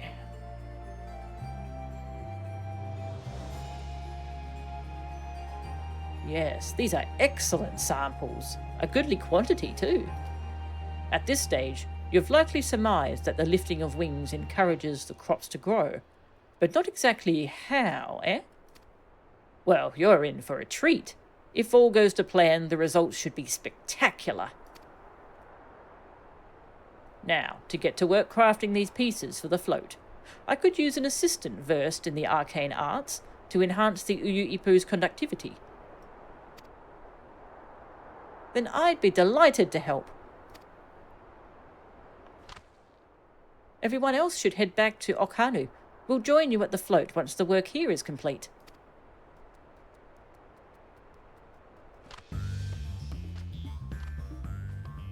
She just doesn't want to go down the stairs yet. I'm excited to see how Ihihana turns out. The final touches are fairly routine and shouldn't take long. Go ahead and wait by the float. Alright, what's gonna go wrong? Let's just teleport back.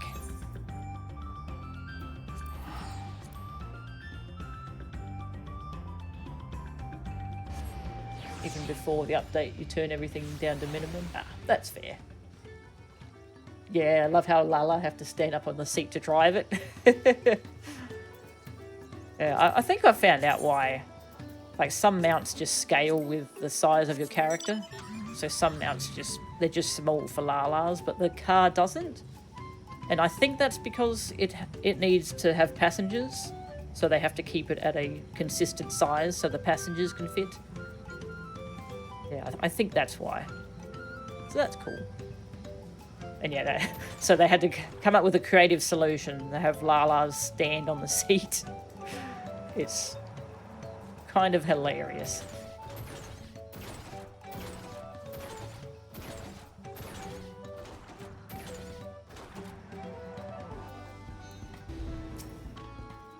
As Wukevu said, the festival really is a spectacle to behold.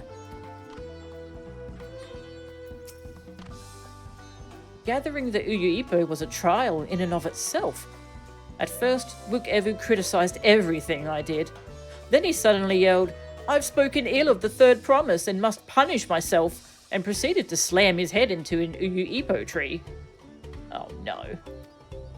I told him not to worry about it. Again. And it was like snuffing out a candle. He's an odd one, that's for sure. At least we've seen to the poles and the new eye. Now we just have to wait for the feathers from the twins.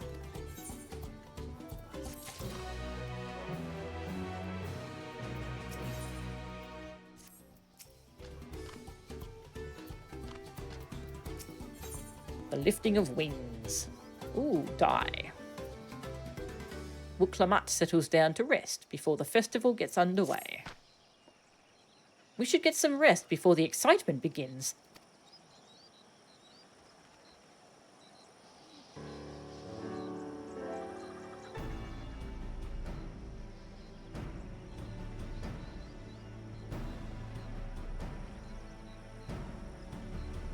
Over there, by the float.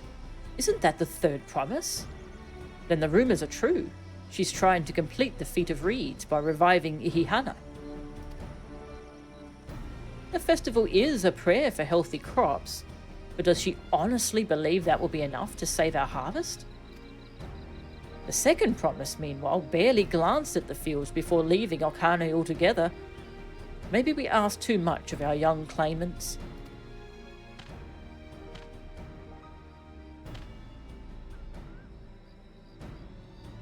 Oh, I wouldn't be too quick to count Koana out. A friend of mine overheard him muttering by the reeds. Something about what needs to be done. Is that so? Perhaps we'll get to see another of his innovations firsthand.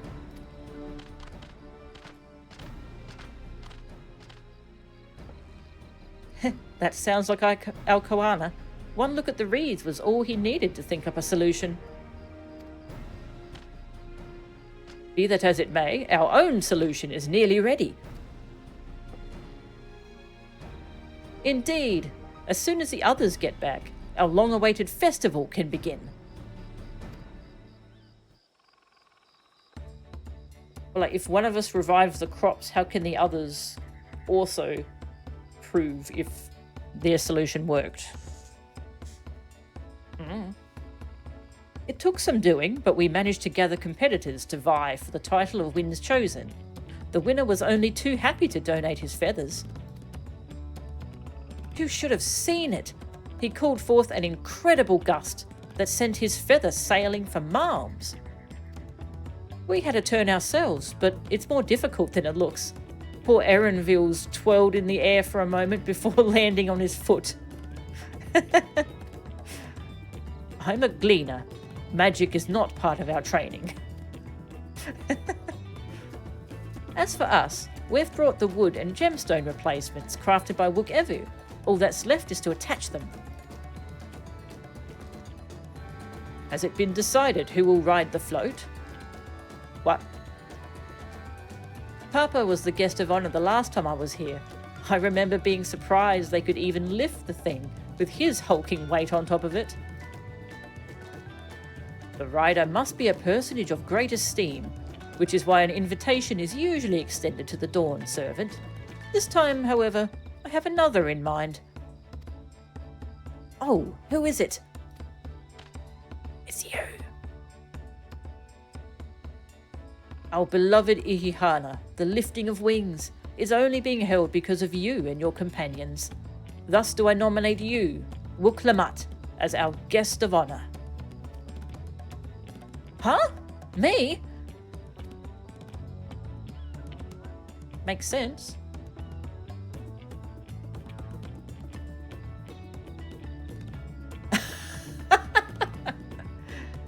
This boat won't make me seasick, will it? I don't think so. Then weigh anchor.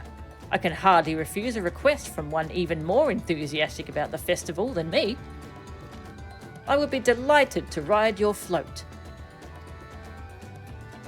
Thank you, Wuk Lamat. I have roles for the rest of you as well. We'll be carrying the festival float in a slow procession towards Koza Nuaki, where the sacred likeness of Kiksai-Hi is ensconced. What I'd like you to do is clear the path of dangerous wildlife so that the procession can move along unimpeded. Consider it done.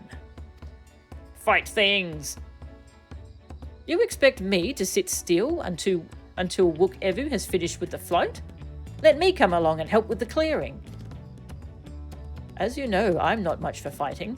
I'll stay behind and assist Wuk Evu with the repairs. If you aren't sure where you need to go, the path I spoke of begins at the south of the village and branches off to the east. That will lead you across the bridges to the stride of the sun. Then we shall see to clearing it end to end.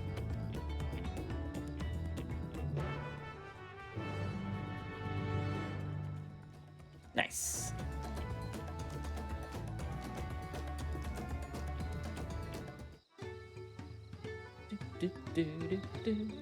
Yeah, red mages cast arrow all the time. So that kind of, I guess it shows how good the Hanu are with wind magics. The Ihihana procession often runs afoul of territorial creatures on the way to Koza Nuaki. I would greatly appreciate you removing those threats in advance. I'll get to work. By the time you're done mashing monsters, the float will be good as new. Nice. Monster mash. The monster mash. With my lack of combat skills, I would only get underfoot. Happy hunting. Okay. See ya, Erenville. Yeah, I'm definitely expecting Double Butthead to make his move soon as well. He's not going to let us just complete the solution ourselves. He wants to steal it and claim the credit.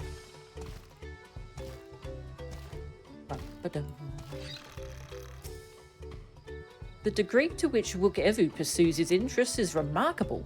Apparently, his studies of the Kozama Uka region were so invigorating that he decided to move here and immerse himself in the culture. If the float functions as I think it does, I would not be surprised if it were attracting the creatures. The concentration of ether would be an irresistible lure. Weapons at the ready. We'll make short work of this task. As Linuhanu said, Kozanuaki should be down this way, then off to the east when the path branches. Then something about bridges and the stride of the sun? Anyway, let's split up and get to work. Once you've culled all the threats you can find, we'll meet up in front of Kiksai. So we're just going to kill all the wildlife. Okay.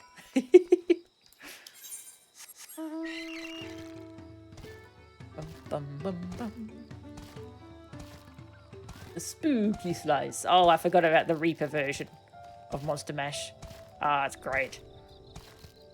Now your swings have some spice. Oh, hang on. Egg experience.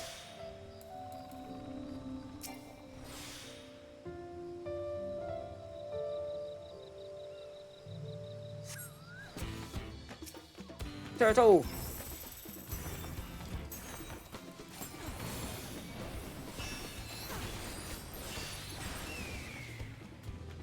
Nice. Next.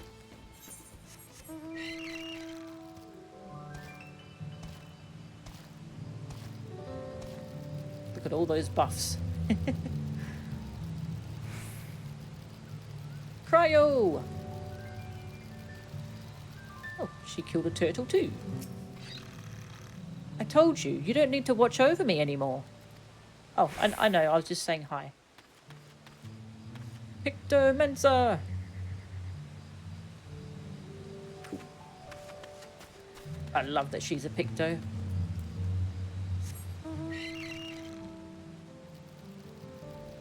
It would have made sense to make Alphino a Picto, because we know he's an artist. He's really good at drawing. But then you'd need a new sage, a new healer. So I like that Cryo has joined us.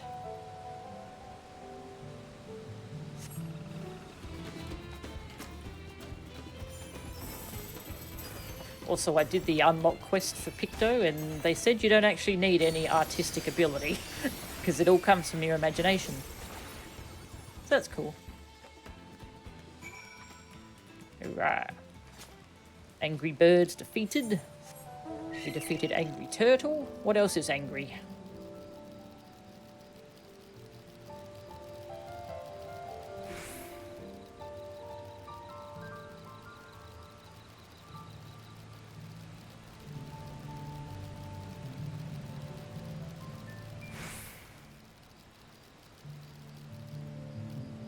The dedication of Joe to actually get Luke. To get Luke. Who was Luke? Oh, yeah, that's right. That's Xenos' voice actor, right? Did you catch it the first time through? I don't remember, actually. Oh, for no. Frogs. At this rate, we'll soon have the route to Kozanuaki secured. Nice.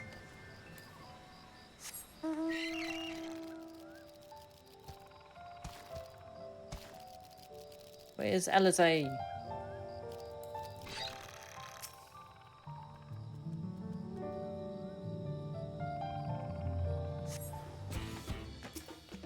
Hungry ocelot. Oh, kitty! Double kitties.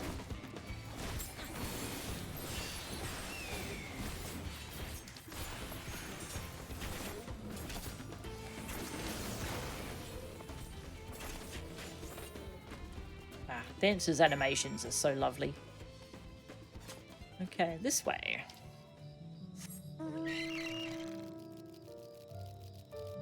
Ha, there's Alizé.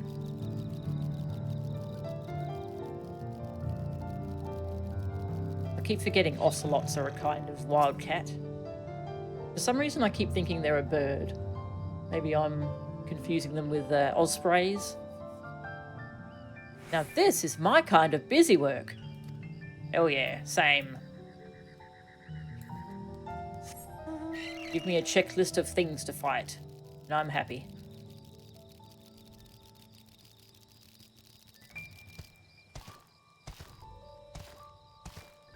Huh, didn't see Wuk Lamat. Maybe she went the wrong way and got lost.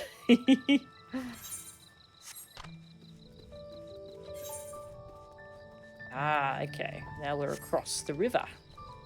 Ooh. Look at that effigy. Also made of reed. That's nice.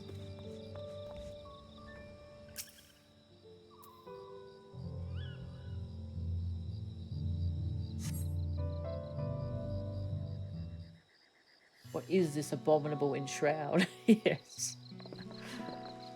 I love when voice actors do things like that for the fans. Where's Thirsty Miller? Oh, what's that a reference to? Thirsty Miller. One of them did Wild Charge, yes. Ah, you were a step ahead of us. This must be the likeness of Kixaihi. The Hanu deity of the harvest. Ah, I see. Even their sacred images are woven with reeds. Reminds me of something I saw in Academia Oneida. I was half expecting a flying whale. It reminds me of that boss in Academia Oneida.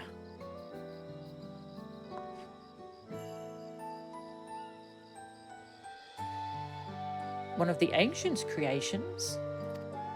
'Tis possible a vestigial memory of that time endured, a subconscious recollection from the inheriting soul providing the basis for an entirely new religion. I have no idea what that means. As far as I know, Kixaihi was worshipped on another continent. This ancient faith was then brought to Turao by the first Hanu. The Hanu migrated here from another continent. Then mayhap the two do share a common ancestor. This is all very fascinating, but shouldn't we be getting back to Linuhanu? He'll want to know the path is safe for the procession. Right, and I need to ride on the float. I'll run ahead and tell him we're done here. Oh.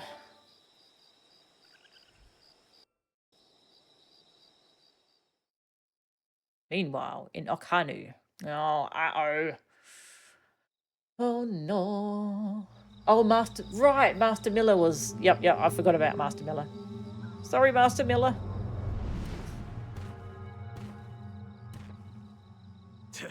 Not sure we heard you right, old man.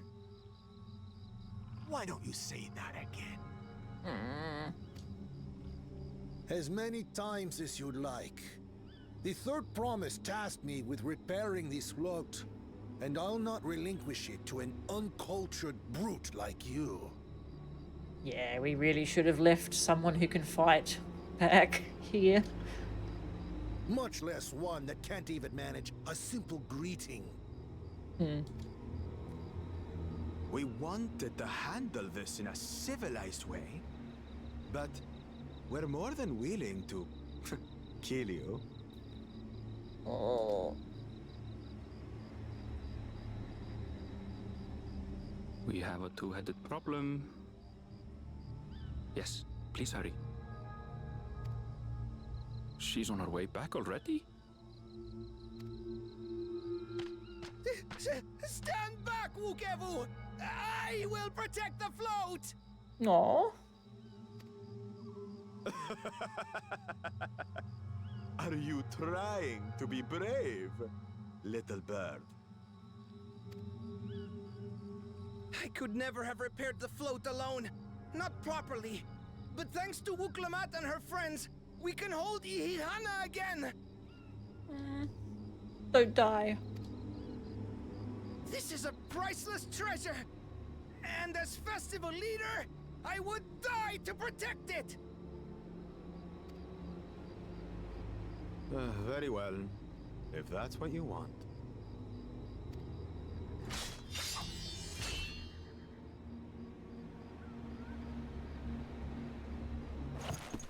Wuk Lamat. Get him.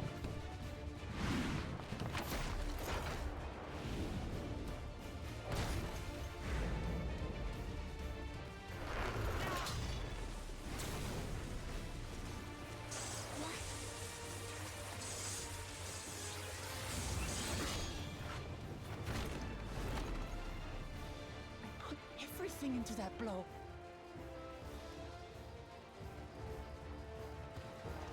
Good. The better for you to understand the gulf between us. Yeah, he won the combat tournament, so... But you need more lessons. We'll carve them into your mangy hide until you cry and beg forgiveness.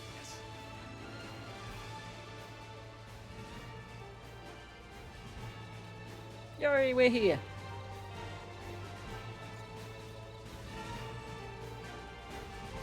Your brilliant plan was to steal the float and take the credit. The so-called blessed siblings are nothing but cheats. Yeah, you tell him. Your scorn is sweet music. Come, weaklings. We'll crush you each in turn.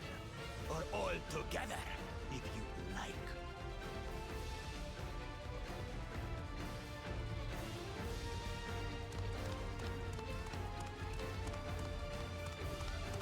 Calm yourselves, Chosen One. If you fight in earnest, this will end in a massacre. What's more, we have word that our other prospect is on the verge of success. Oh, I want to fight him.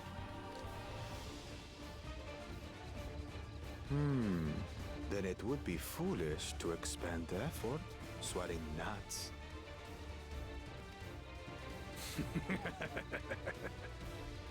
Lucky for you. Eh?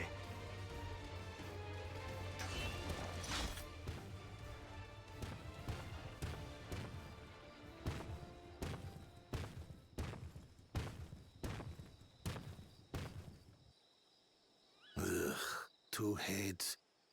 I see Mamuk still clings to that loathsome hope.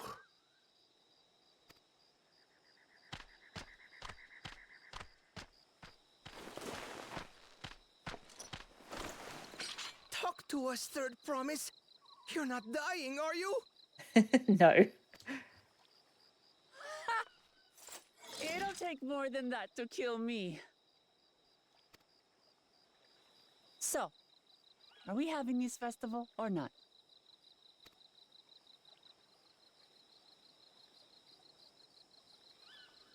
Yes! Yes, we are!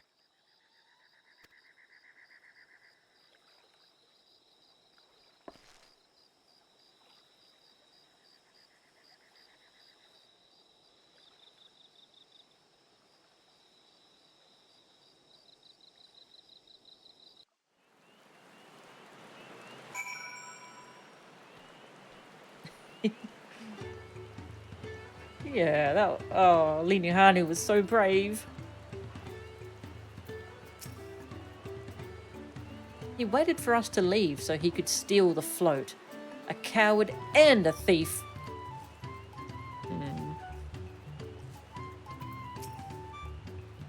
I'm thankful we made it back before anyone was seriously injured. Given the nature of the rite of succession, I expect such altercations are inevitable. I'm glad we kept the float out of Bakujaja's clutches, but gods, he brushed me aside like I was a bothersome gnat.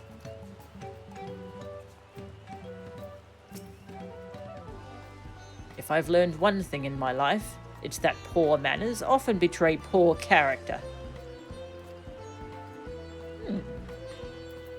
Fair point. A tense encounter. I'm thankful Alphino thought to share those link pearls.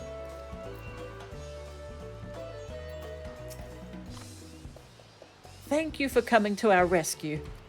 I tried to protect the float, but against that two-head, I may as well have not been there at all. Nonsense! You stood your ground and bought us the time we needed to make it back. You were incredibly brave. Aww. Die. Celeste screaming. I was so afraid Wuk Lamat would come to harm. Okano has seen enough death.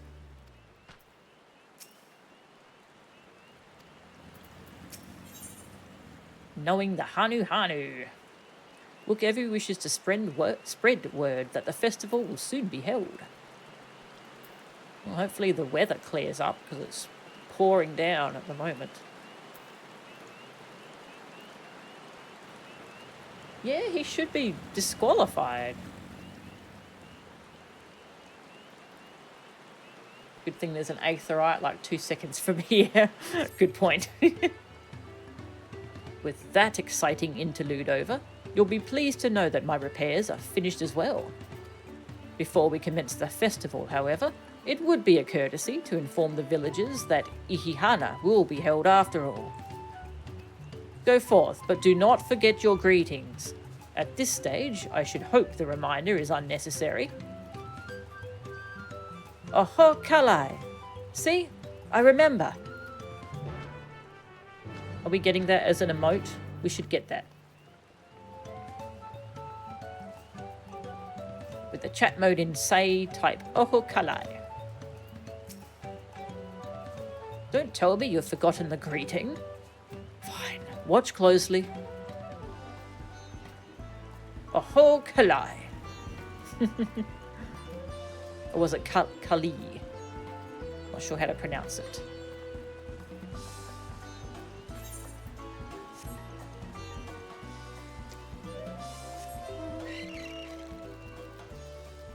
Yeah, Linuhanu. Oh, okay. You mean mentioned to the elder about Linuhanu. Ah. Yeah, that's a good point.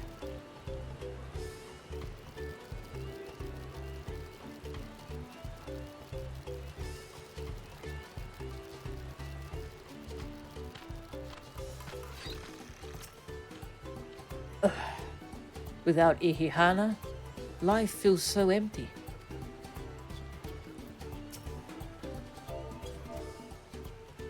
Oho Kalai. Oho Kalai.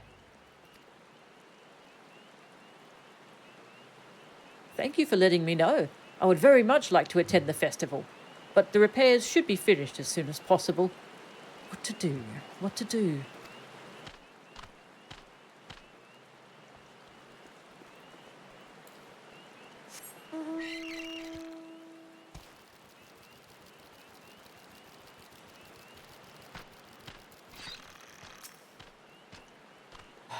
There's nothing to look forward to anymore.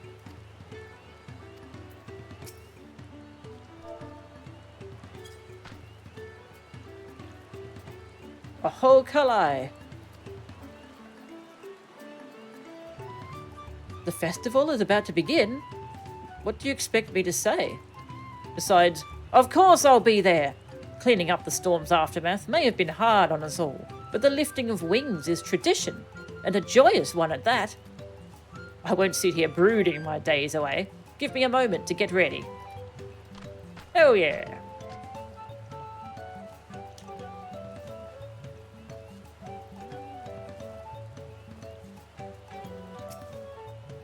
So much has been taken from us. Why even try? Because... Aho Kalai! Aho Kalai!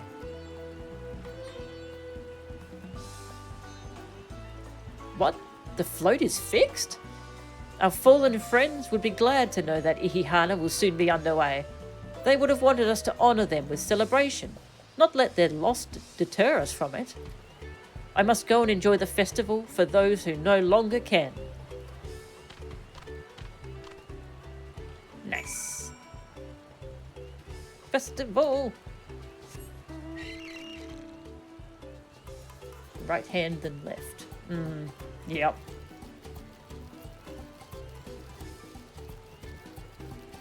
Yeah, there's a lot, there's some greetings where, like, doing them the wrong way is considered a very purposeful insult and such, isn't there?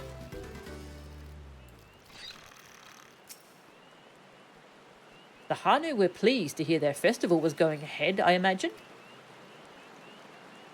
That is well. Once your friends return, the lifting of wings can begin at last. Okay, let's change the weather knob to clear and sunny. There we go.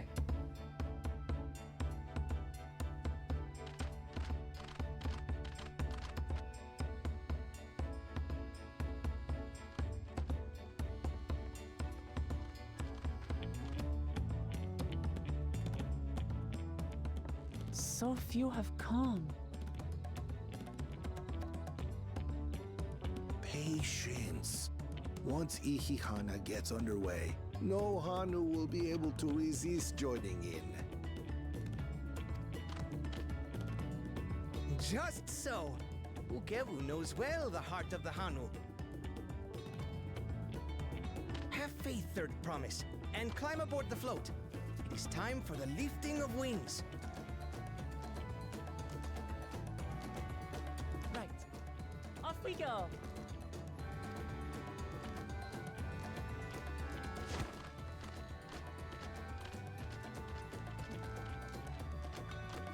Ihihana is a prayer for bountiful harvest. But this is not its only meaning.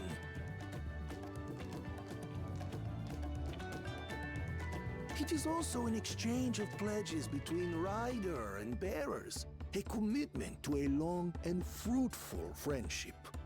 Ah, I see. Alize, we are going to carry the boat. Listen well, friends! The personage we bear today is Wuk Lamat, the savior of our beloved festival! Let your shoulders burn, or your feathers fall out, but do not even think of dropping her! Ah, never mind. Good, we don't have to carry it.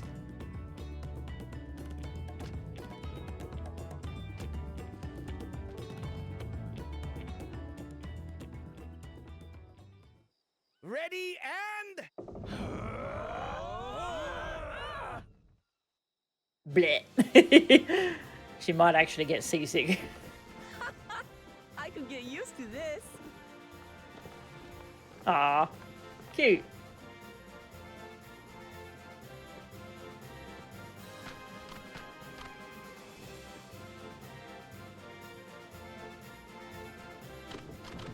Will empty bellies stop you from joining in the fun?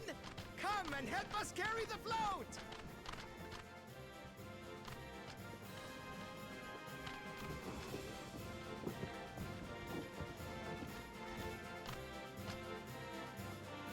Well, well, well.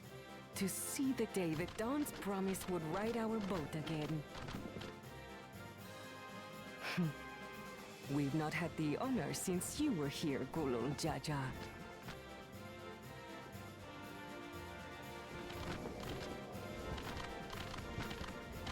Right, we've enough bearers now. Onwards to Kozanuaki! Aw. So cute. and the Battle 1 fanfare that they're playing.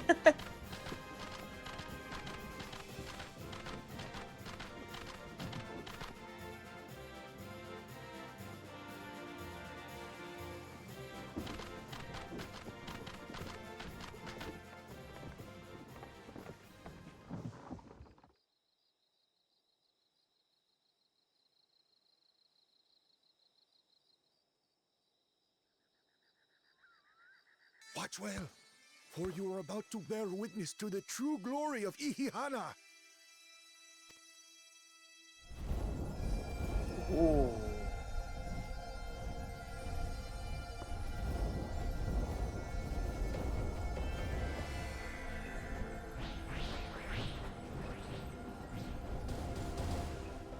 The float draws upon our life force, concentrating and amplifying the energy.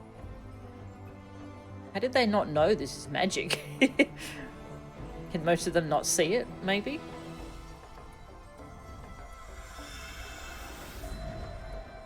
Keshaihi then receives that energy and expels it in a great burst, where it showers down upon the land to replenish its vital currents.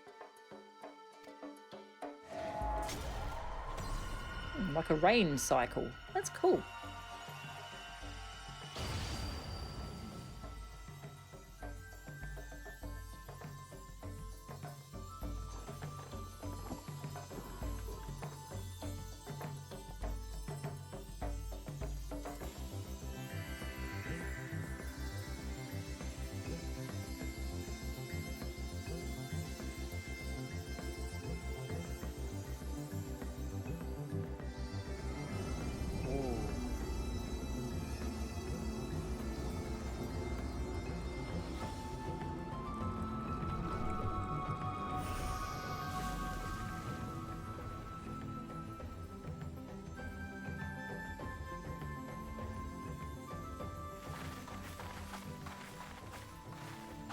It worked. Like a literal charm. The float really was helping the reeds. That was amazing! To think that such a thing was even possible!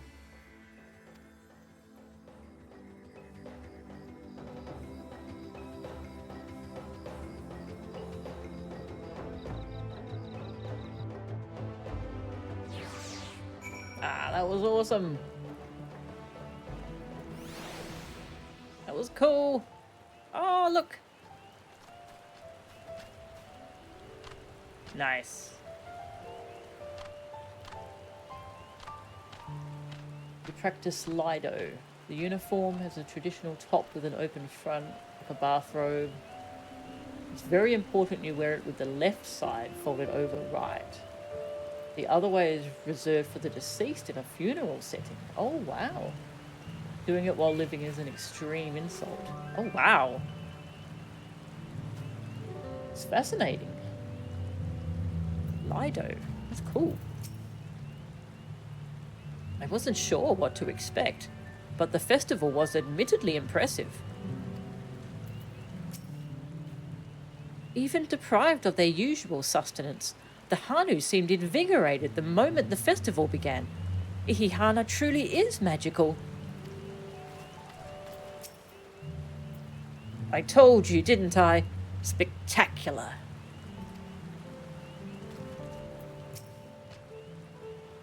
I was too quick to dismiss the idea that the float had arcane properties.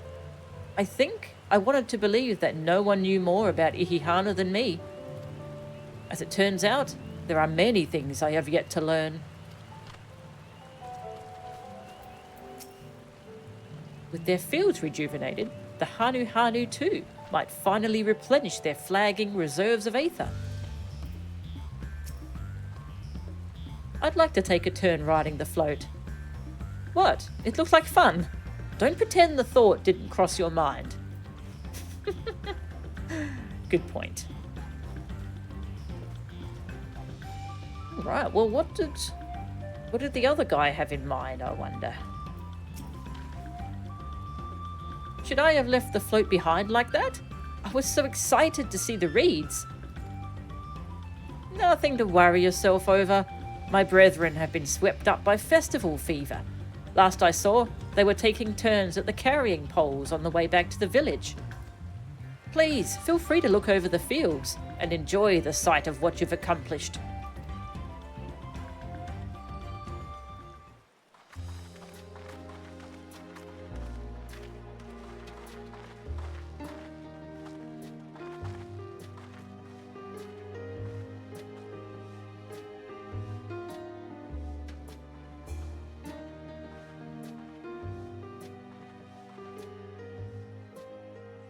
Some of them still look a bit sickly. Oh, I see. I imagine even the harvest magic has its limits. If the Hanu continue their festival tradition year after year, though, the entire field should eventually recover. Where does that leave us with the feet, then? You've got nothing to fear on that account. Yay! Our situation could never have resolved itself. The revival of even a single reed would have served to demonstrate your commitment to the task. That you recognize the nature of the float and found a near-perfect solution in Ihihana proves your dedication. What's more, I don't think I've seen the festival produce such impressive results since I was a mere chirper. A mere chirper. Oh, that's such a cute term. We have been lax in maintaining the float, diluting its magic, and reducing Ihihana to hollow theater.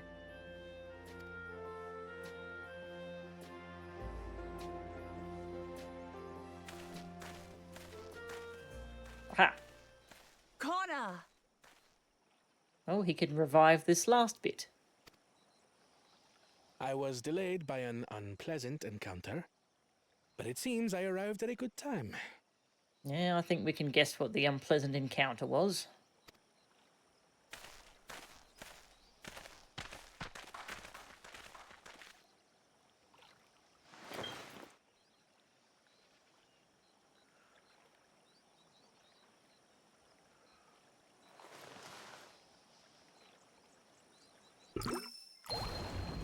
Ooh. Alchemy.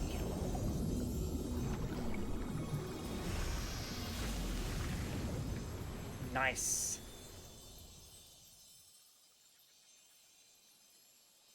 Oh, isn't that wonderful?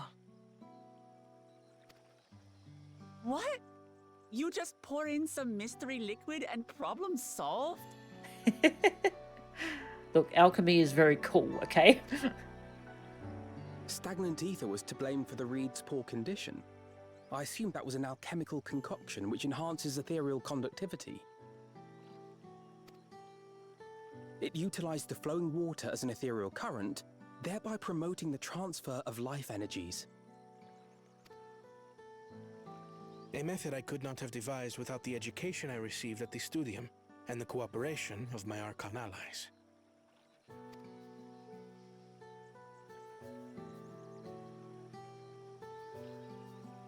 Archon allies? Oh, yep. Very on, Jay. You see, Lamachi, this is why we need to embrace foreign knowledge and technology. Employed appropriately, they make light work of what would otherwise be arduous labor. There's no need to lug around heavy floats. Look, the float was... It rejuvenated their spirits, okay? Shut up. Well, you always were the clever one, brother. Your approach was no less effective, Wuk Lamat. It achieved the same result. Indeed it did. And you enjoyed the festival, yes? I did. It was so much fun. Having visited your village before, I thought I knew everything about it. As it turns out, I knew very little. About the reeds, about Ihihana.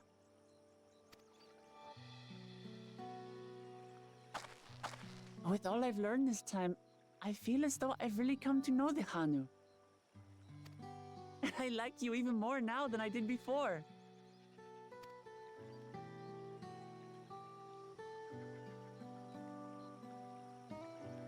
The feeling is mutual.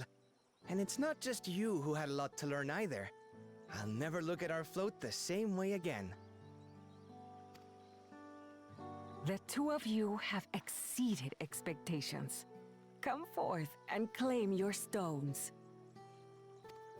We haven't seen Zeralja at all.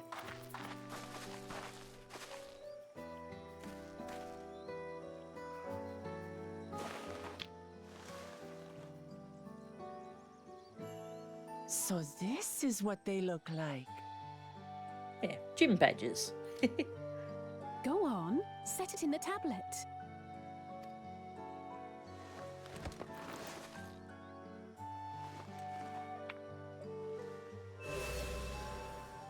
Ooh. A perfect fit. That leaves 6 more. And on to the next.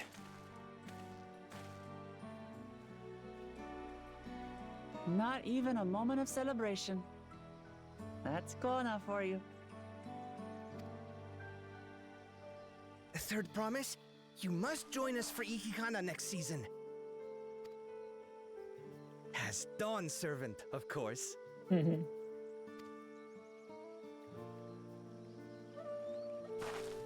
Right. It's back to Tulihiola for now. Thank you for having us. I look forward to seeing you all again.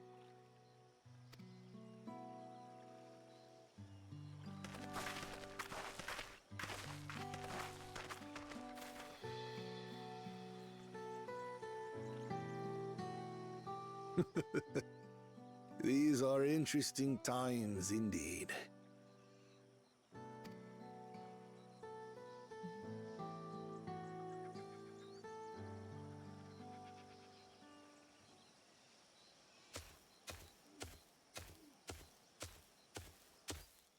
The concoction was brewed by Kona himself.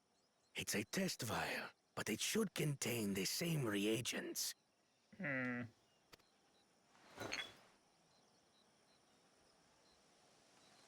Good work. We'll use whatever we must to win. For win we must.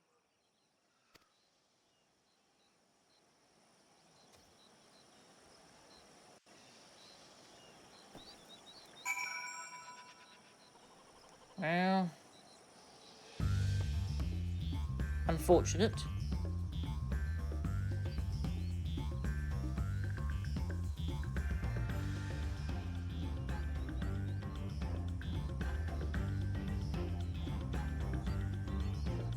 E-Ido. Oh, right, it's not an L. Ah, thank you. What exactly is the party composition? Excluding the wall, of course. We can see in the Endwalker trusts. Yeah. 2 healers, DPS, tank, DPS, and Graha can fill any of the 3 roles. Yeah, he can go White Mage, I believe, is his healer. Paladin is his tank, and I think he goes Black Mage for DPS. Yeah. And now we've also got Kryl, who is also DPS. Yeah, so they can make up a whole trial party themselves. 2 tanks, 2 healers, and 4 DPS.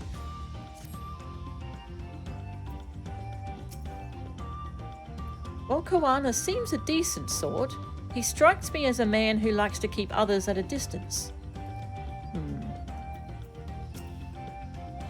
2-headed troubles aside, Wuk Lamat completed the feat and earned a keystone. That's all that matters. Where has Bakuljaja gone, I wonder?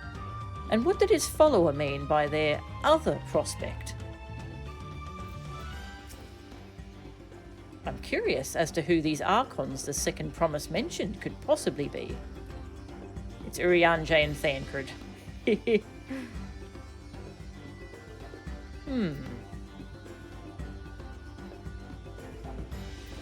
Yeah, it's very interesting we haven't seen Zerolja. My journey has just started, and already I've met so many wonderful people. Wuk Evu, for one. He's a bit eccentric, but everyone could stand to be as respectful of other cultures as he is. And Linuhanu, it warmed my heart to see him honour his departed friend through Ihihana, and to help others do the same. I can't help but feel excited thinking who else I might meet over the course of the contest. Come on, let's head back to Xbolv. So the X is probably a Z sound, right? Xbolv Tier. There we go. We got it. Yeah, I think, Oh, these are probably Aether Currents. Let's just check. Yeah, I think Koana would also make a good leader. Just not as good as Wuk Lamat. He doesn't listen to the people quite like she does. Like, he didn't really think much of their festival. Yeah, Aether Current. Nice. That's something I can do when I'm not streaming. Got lots more places here to check out. And some nice fates. Alright, well, that's the end of that little branching path. Back to Tulialal.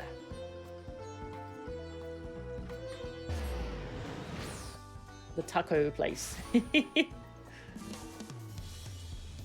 Miss Special over there with her own special class. Who, me? An effective leader doesn't mean a good one. Well, it does seem that he'd still listen to, like, food shortages and shelter shortages and such, which is painfully rare among leaders. But yeah, not as good as Wuk Lamat. Because she's learning about their cultures and celebrating things with them.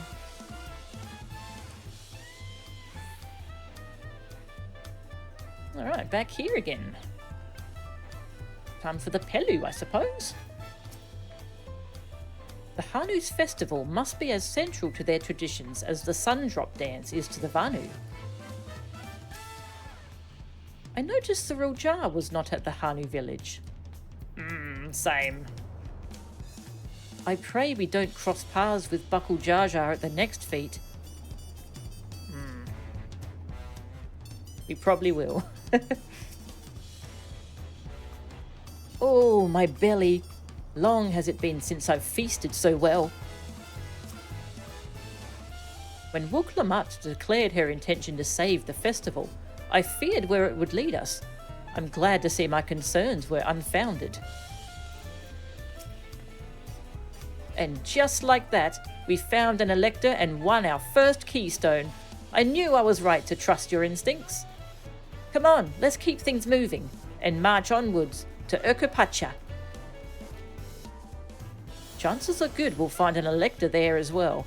Before we do anything, however, we should see what your opportunistic Pelu friend has to say. Nice. Oh, we're nearly 91 too. Yeah, I think we'll get the first dungeon after the Pelu stuff. Come on, No-chan. Let's see what's waiting for us in the next village. Wuk Lamat would have struggled to complete these feats alone. Bringing you together was the correct choice, it seems.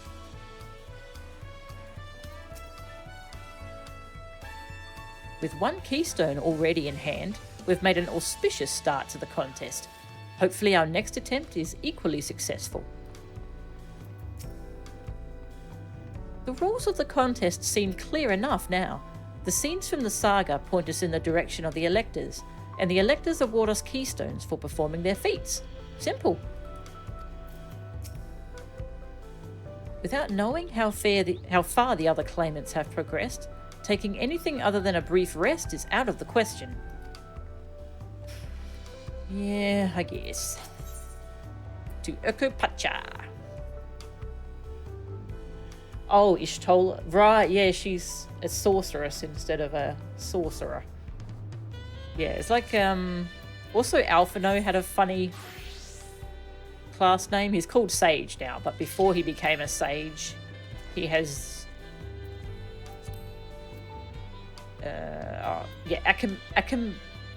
Academician. Academician. The fuck is that? It's a scholar, but he calls it academician. It's funny. The nerd class, exactly. Hey, Madrick, good to see ya.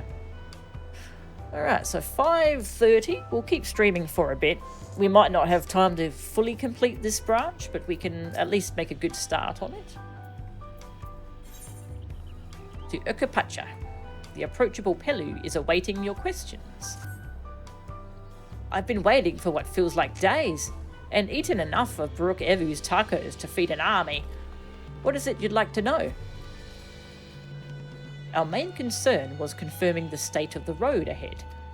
As I recall, to reach Urkopacha, we depart from the Arch of the Dawn, then take the road west at the first fork. Should we be wary of anything along the way? That is indeed the way to Urkopacha.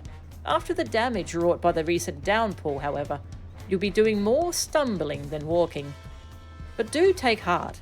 When it comes to rugged terrain, we have a most dependable solution available. Come with me. Oh, we're going to take a dirigible.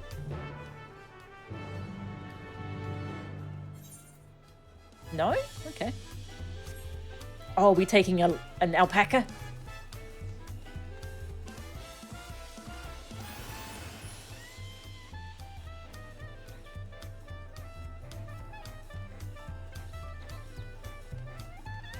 A lot of very interesting music so far.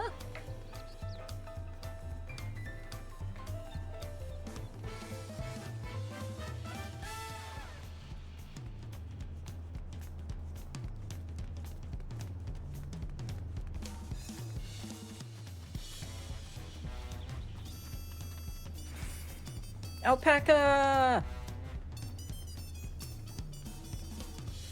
Oh my! Are these fluffy babies our mounts? I hope so. The Pelu all being small is confusing enough, but those masks make it almost impossible to tell men from women, let alone guess at their age. The beasts are sure-footed, that's for certain. Talking to a Pelu before we departed was a wise decision.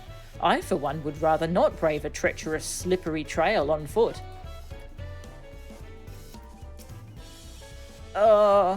Why did it have to be alpacas? Aw. Did she have an upsetting incident? May I introduce you to our most dependable companion, the alpaca?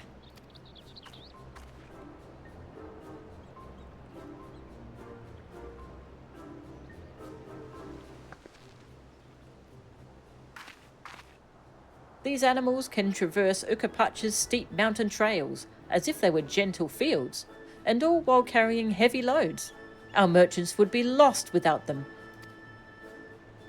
So they fill much the same niche as our chocobos back home. You don't have alpacas in Eorzea?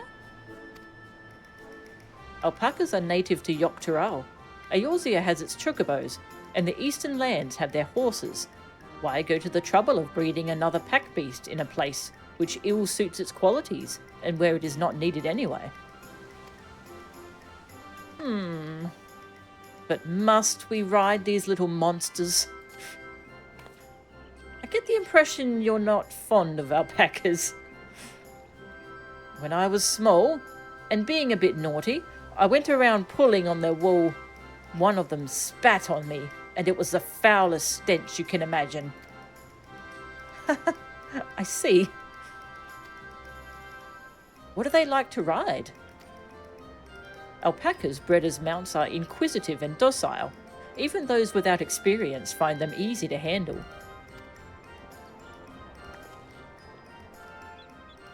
We're really doing this then? So, was my information useful to you? Yes, very helpful. Even if it wasn't what I wanted to hear. Good. I'll take my payment now. You want me to pay you? I guess I should have expected as much from a Pelu merchant. Let me see what I have on me. I thought we paid them with all the tacos.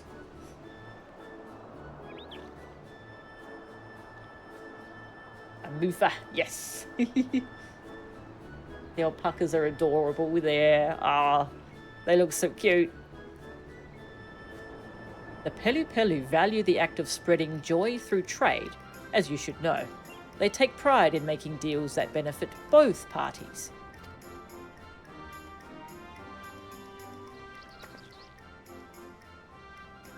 Here you go, a fair price for your fair advice. Yes, I made a trade with the third promise herself. My friends will never believe this. I shall be on my way now. I wish you safe travels. Off you go then. Sorry, needed a tissue. Off you go then, and thank you. Yeah, they remind me of that kind of fae from Shadowbringers. The doggies, the cute little puppies. Oh, they're very into making fair trade. I better not get spit on again. You brought that on yourself. Remain calm and gentle, and so will they.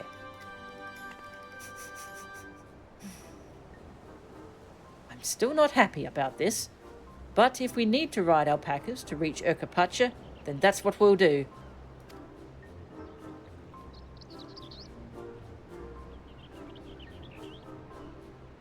I mean, you were pulling on their wool. That does sound kind of mean.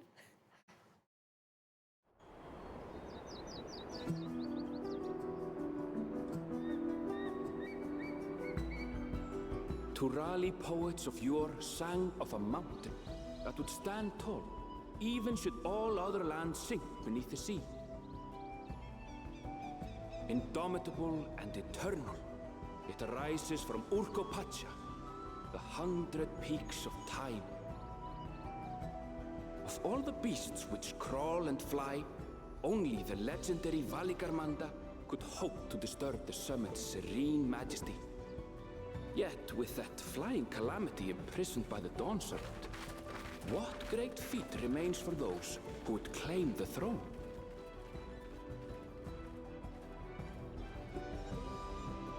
Let the monster out and then we fight it again. The Numo, by the way. I remembered the name of the Shadowbringers Fae. So this is Urkopacha. I've never actually been here before.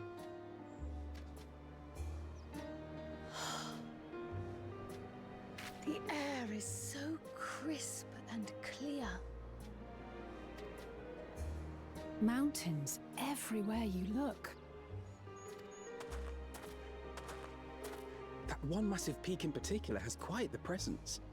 It puts me in mind of Som Al. That is Workor Sormor, the tallest mountain in Yogg-Tural. Its sheer height makes it an imposing climb. But there are other reasons the ambitious keep their distance. Oh? Do tell.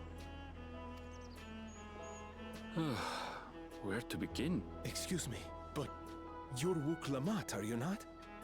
I hadn't thought to encounter one of the Dawn's promise here of all places.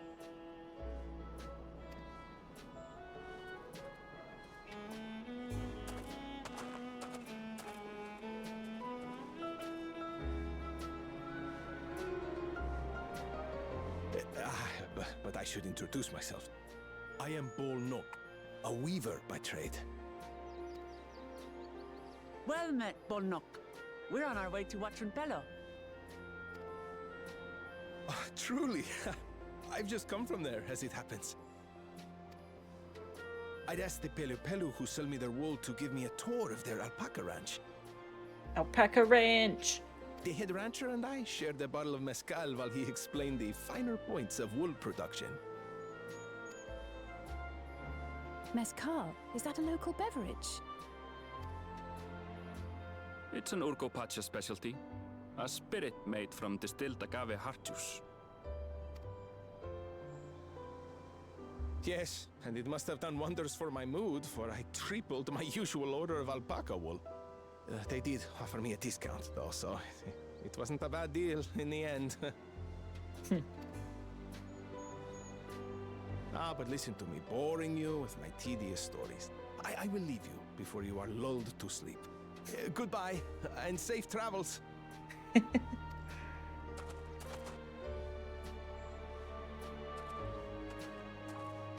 Oh, silly me.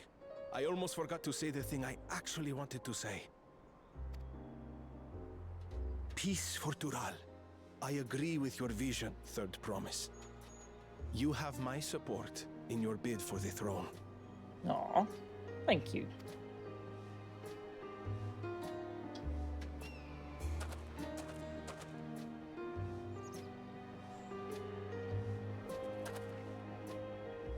I gather from his tale we would be foolish to underestimate Pelu Pelu merchants. Yes, they do more than run the markets in Tuliyola. Pelu Pelu peddlers can be found everywhere in Tural, traveling from place to place on their sturdy alpacas. They are effusive and engaging speakers, and many's the customer who's been talked into spending more than they bargained for. They won't find this customer so easily charmed.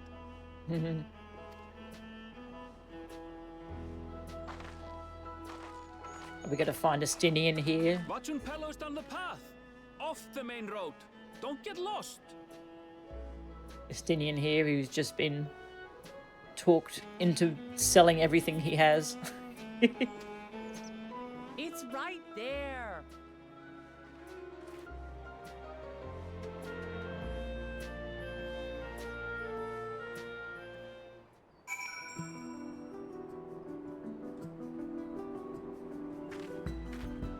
You only get to ride a float once per year.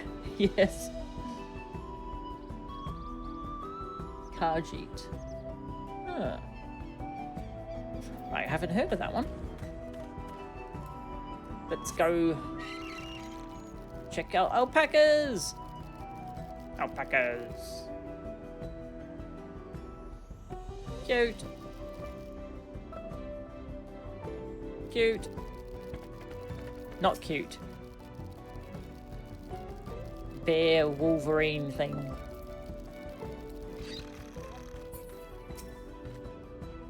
The palace crowds were more supportive of her brothers, but Wuk Lamat's peaceful politics do have their quiet adherents, I see. I feel the change in altitude most keenly. While mayhap not to the same degree as the Sea of Clouds, the air is decidedly thin here. I could see more buildings down the path Bolnok was taking. I wonder what's over that way.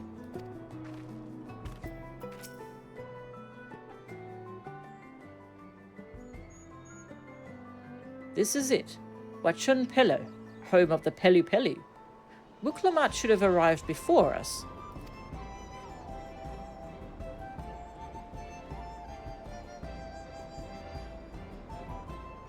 That's not good.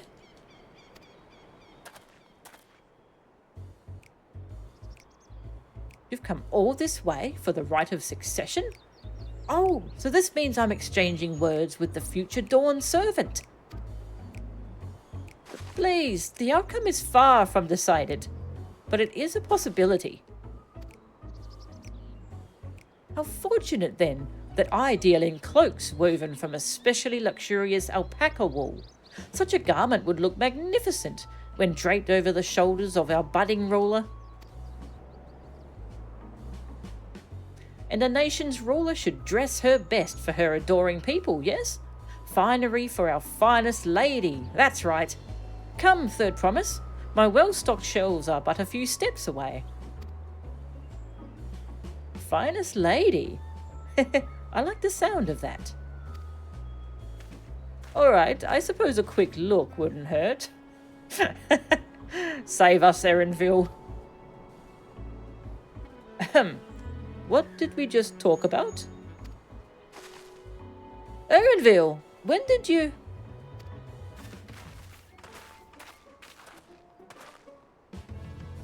Ah, a Shatona from far off Dawntrail. Northern winters are bitterly cold affairs, I'm told. I cannot imagine how you survived them without a lovely warm cloak of quality alpaca wool. Go away. No, thank you. I'm not in need of new clothes at the moment, and neither is the third promise. Perhaps another time. Of course. My shop door is always open. Ugh. I hate merchant types. You were saying something about not being easily charmed? I was just...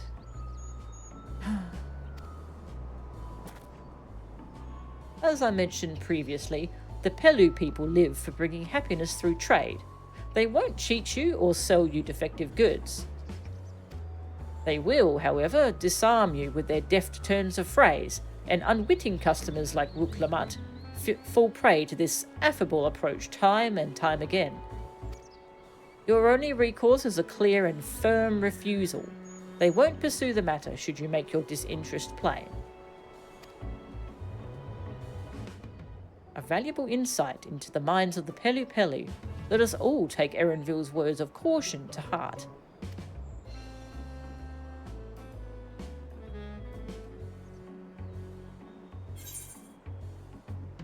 What kind of trial would we have here?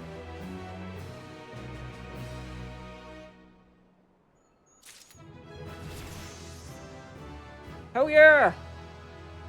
We're level 91! Nice. I swear, I let her out of my sight for one moment. Wuk Lamat is lucky to have Erenville. Everyone, royalty especially, needs a friend unafraid to chide them when the need arises. Yep. If you're surrounded by yes men, you'll never actually know if you're doing something wrong. It would seem the Pelu Pelu are also partial to coffee. All these houses and buildings made to Pelu Pelu size. And mine too, come to think of it.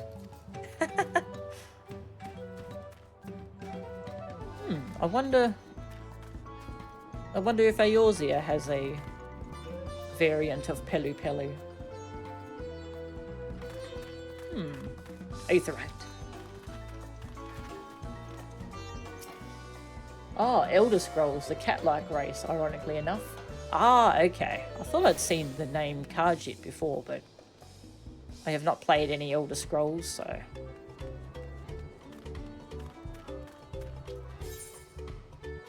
Gemstone Trader. Nice.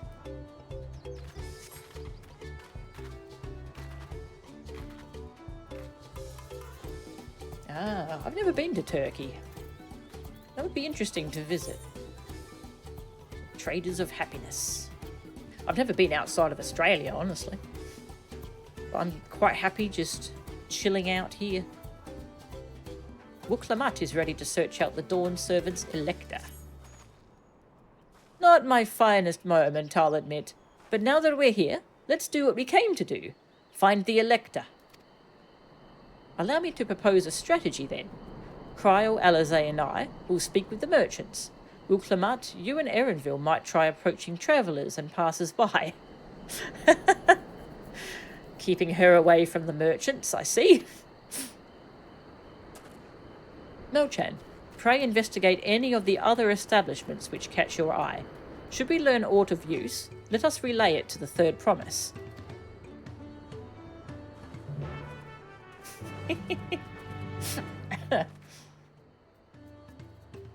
Coffee and coffee ceremonies. Ah, that's cool. Ah! Rocket Dragon! Oh, I don't have one of those yet. I still want it. That's for getting all the Endwalker trial mounts. Not Endwalker, Shadowbringers. Which I'm going to work on at some point. There's a lot to do.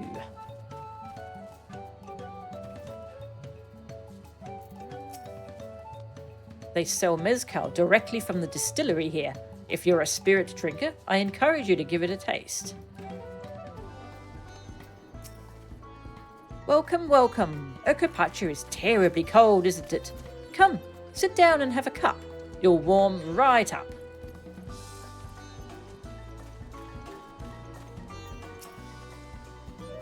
The Dawn Servant's Elector?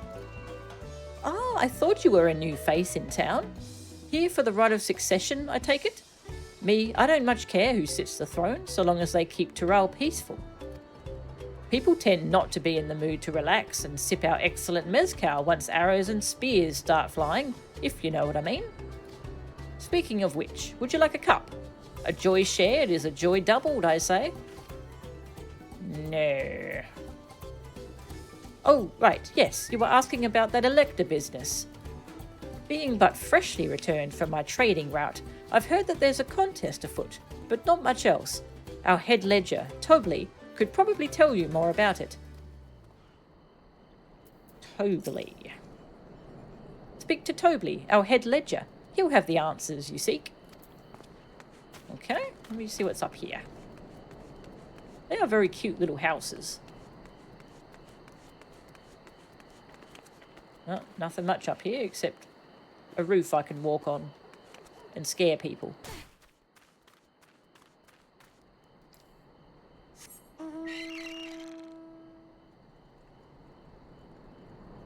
Okay.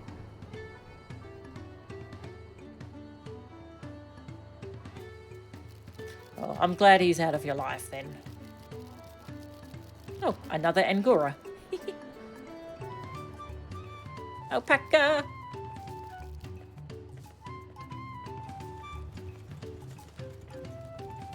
Aw. Cutie.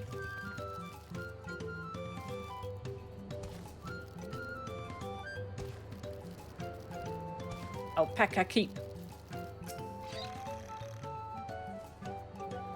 I should see what the travel music is with an alpaca, shouldn't I?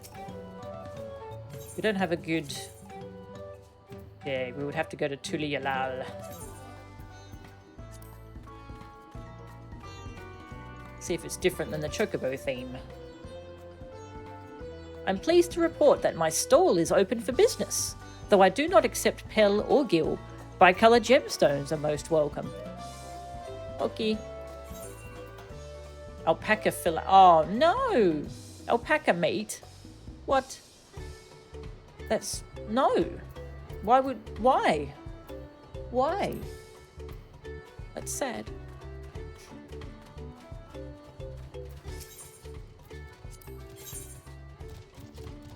Not much here.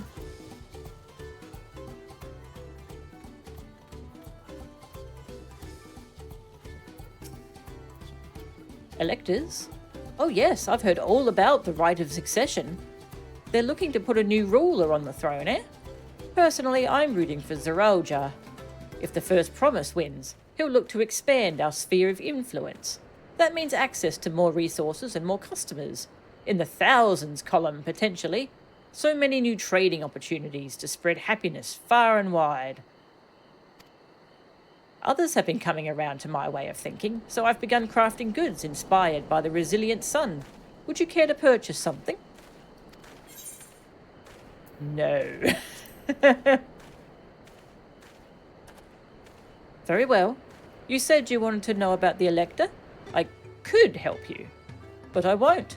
I can tell you're no supporter of Zeraljar or his policies. Ugh. Gross. The first promise will come here too, won't he? I'll have to give him a nudge in the right direction. Yeah, nothing like invading other places to bring you happiness. What about you? Are you decent? Alpaca! Found the alpaca ranch. Aw.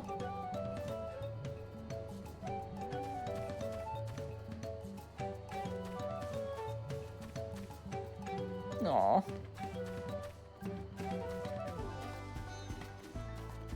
Fluffy place. Hello there, I'm Mablu. Did you have a question for me?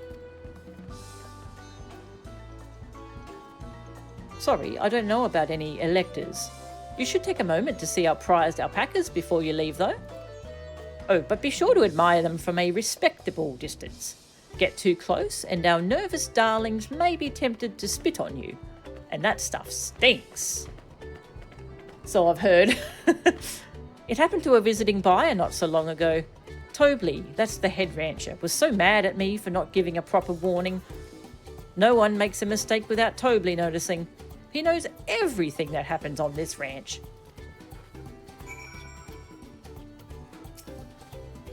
Well, it's back to work for me. I'll catch a scolding if Tobley finds me standing idle. I like the pink of her outfit. Of their outfit. Nice. Very bright.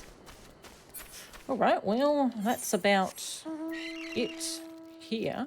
I think I will take an alpaca porter, because I'll forget if I don't do it now, because I never use these things. So let's take one back to Tuliyolau and see what the music is like. See if it's new. Or if it's the regular Chocobo theme. Hang on, did I touch the Aetheryte? I did. Alright. Let's ride an alpaca. Let's go! Pet one, see if they respond. Oh, I couldn't target most of them. Some of them I might be able to target. We'll see. Oh my god, that's cute. Oh, that's cute. Look at this fluffy baby.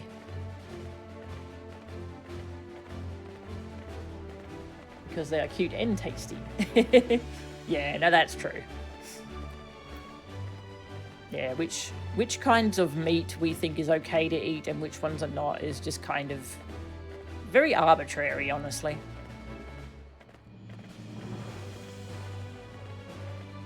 So cute.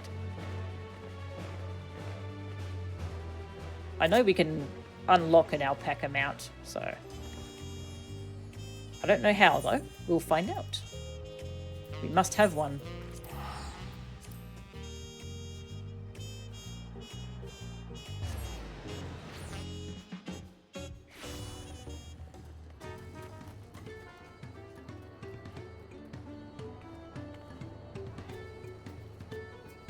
Bum, bum, bum, bum, ba-dum. Shark! Oh, you actually lay down when you're on the shark. Oh, that's cool. I don't think I've got the shark mount yet. That's from ocean fishing, isn't it? I must have it. I've done literally 0 ocean fishing. Yeah, I should pet. Just see if we can pet an alpaca.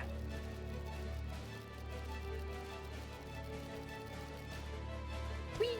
We're here to enjoy ourselves. Here's one. I can't target that one.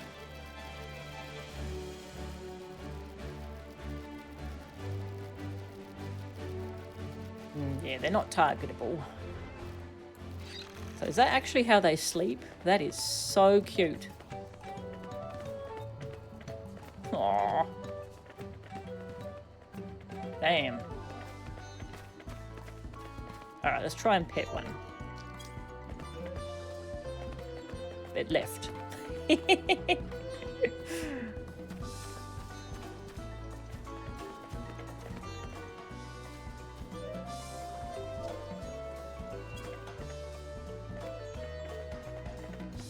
That is cute. Okay. Sadly, no pet response.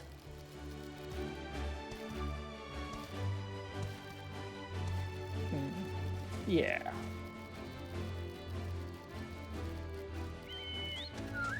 Hide a crab in this bush.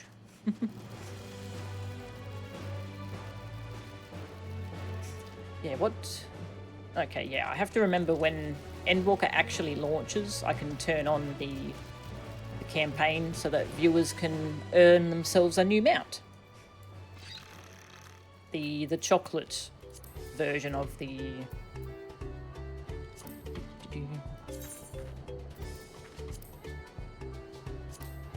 Pretty sure I've got the green version. Oh. Maybe I do not have it. Sorry, it's a chocolate thing anyway. Oh, hello, King. Did you want dinner? I'll finish up soon and get you dinner. Cute kitty. You really have to watch yourself around these silver-tongued peddlers. I almost bought a bottle of mezcal and a stack of blankets, and then there was this enchanting ornament. Anyway, I did manage to learn that Tobley is the man to talk to about the contest. Now, if only they'd share where this head ledger of theirs is to be found. Yeah. Really? He's also the head rancher. Well, the alpaca ranch is not far from here. I say we pay it a visit before the others return. Hell yeah. Back to the alpacas. We're going back.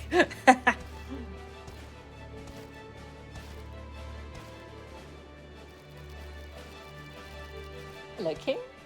What you doing? That's a strange position to sit in, but who am I to judge?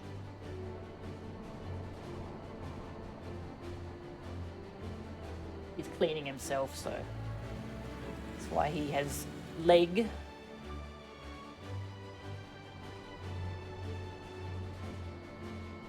Cats.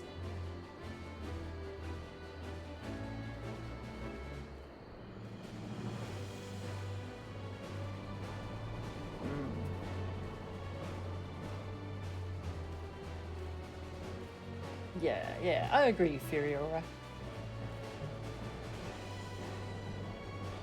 Yeah, he has leg.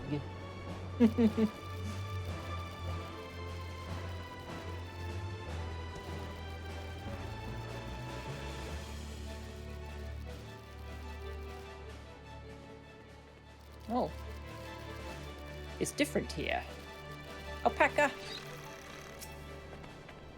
The beast regards you with wary eyes and a twitching jaw. Backing away slowly may be the wisest course of action. What if I pet?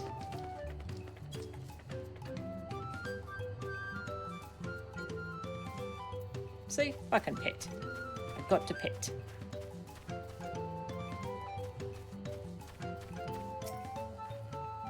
Back already?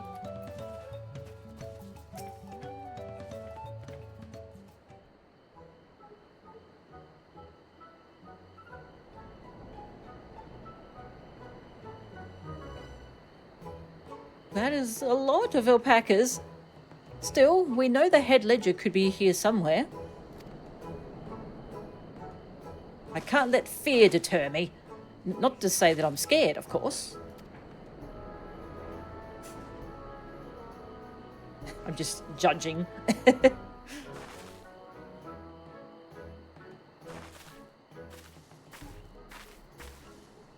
Excuse me, is one of these workers Tobley? Tobley? Oh yes, he likes to mingle with the ranch hands and keep an eye on things. I can't tell you which one he is, though. Wait, what? You can't? Is this part of the contest? All I can say is that Tobley often mentions his favourite pungent subject. What? He also can't resist a profitable trade. Though who among us could, am I right? Still, if you bring him a very good deal, he might let his identity slip. Oh god, I hate it here. Heh, so it's like a game. Easy enough. All I have to do is offer Tobley a deal he can't ignore. No problem at all. Well, maybe one problem. I don't think my purse is deep enough to pay everyone we think might be Tobley. Let's ask some questions first to narrow down the field. Great, we can meet back here to share our impressions. Oh boy, okay.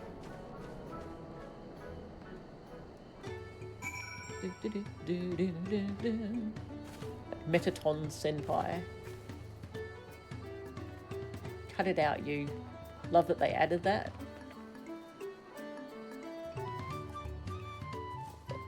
Cut it out, you. What was that from?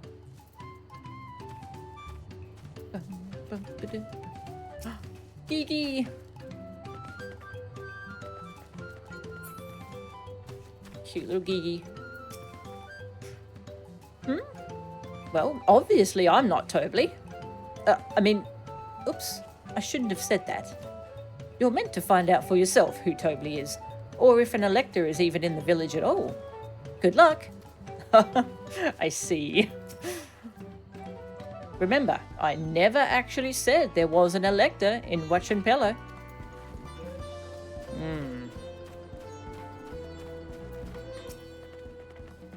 You think I might be Tobley? Well, maybe I am. All I will say is that, in this village, none have reared more alpacas than I. The third promise must demonstrate her worth. Okay.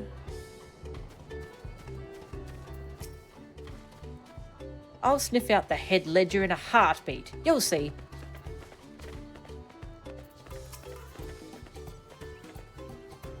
Am I Tobley? Yes, that's me. Excellent work from the third promise and her entourage. Sharp instincts. Shall we commence the rite of succession then? You're lying, aren't you? Well, are you not ready to begin the contest? It's a trick. Alpaca.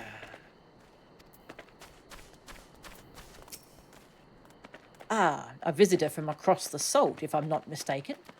Be warned, the alpacas will spit if you startle them.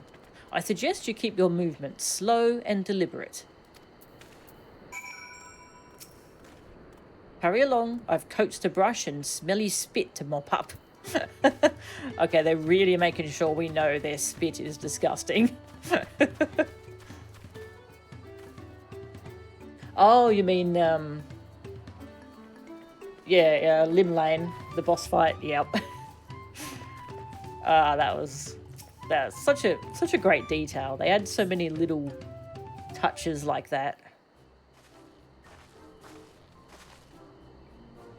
Yeah, every time I do that raid, someone always does that. They can't resist. I see we're both done with our interrogations. So, who do you think it is? I have my suspicions, but let's hear your pick.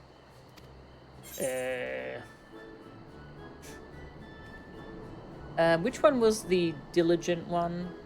I think it's the one who warned us about the spit. Was that the diligent one? We'll go with diligent.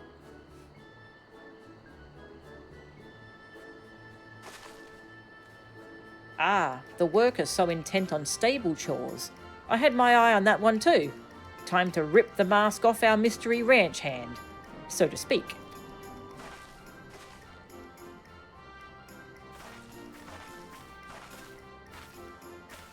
We know it's you, Tobley, and to prove it, I propose a deal. A generous sum of coin for confirmation of your true identity.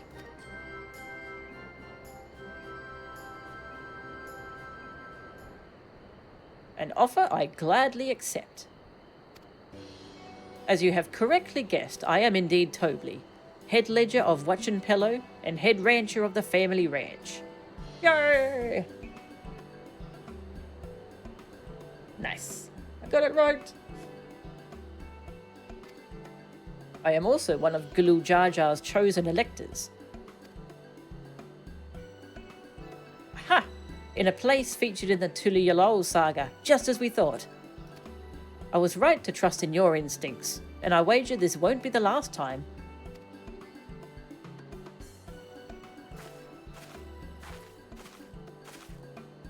She found you out fair and square, Tobley. And I'm glad she did. Would have been a pity had her bid ended here.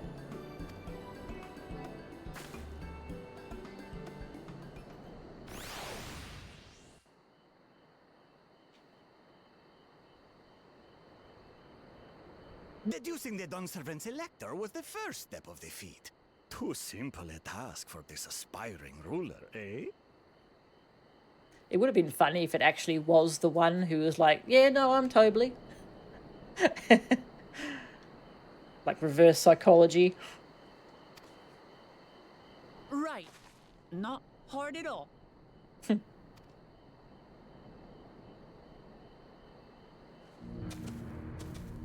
Oh.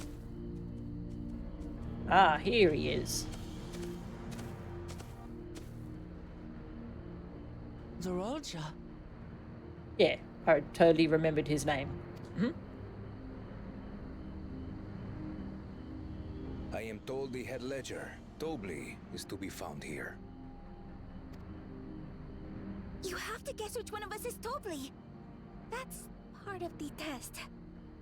Kind of ruins the test if he overheard us talking, though.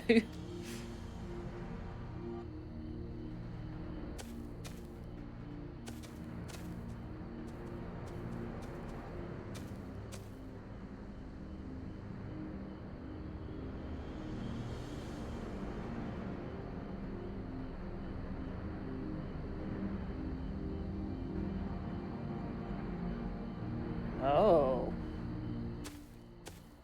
You're Tobley. Impressive. Without even asking a single question. Very impressive indeed. With that amusing prologue out of the way, we can proceed to the actual challenge. Per the Dawnservant's instructions, I was free to devise any manner of feat. I considered a number of possibilities in the 10th column. But I think I have a good one.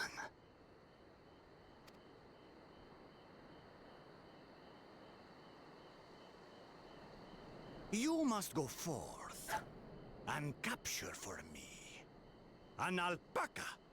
Yes!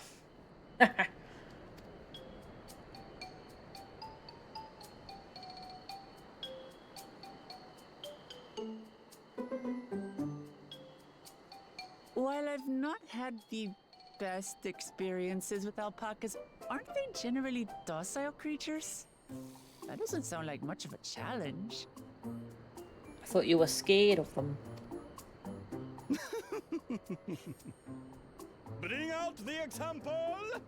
Uh-oh.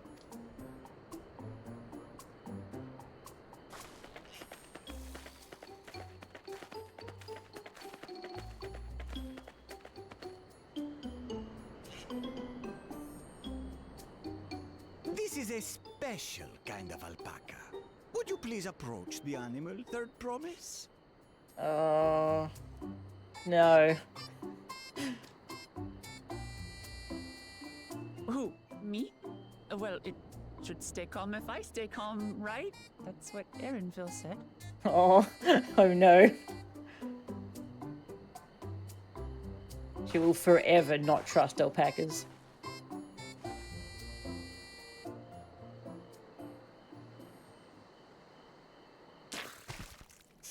Knew it. Ah! Oh. The little monster spat on me! Ah, oh, that stinks. I can't.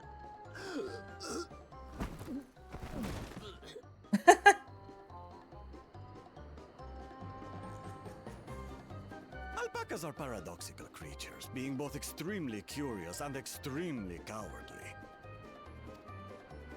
Press your luck when they're frightened, and you'll get a face full of spit, as you've all just witnessed.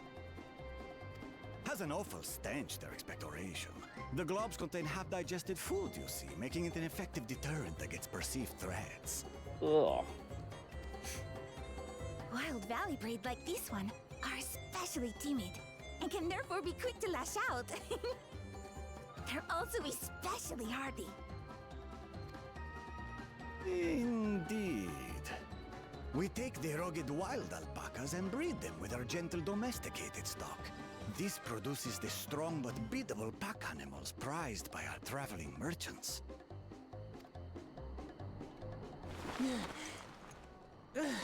She's alive. That's all well and good, but did I need to bathe an alpaca spit for you to make your point? Yes. So, the task is to catch a wild alpaca. That is correct. But be warned that it is a feat easier said than done. I suggest you prepare well before you enter the valley where the creatures dwell. And by you, I mean the claimants only. Oh. Allies are not permitted to assist with the catching. Oh no. The alpacas will help me judge which of you is worthy of receiving a keystone.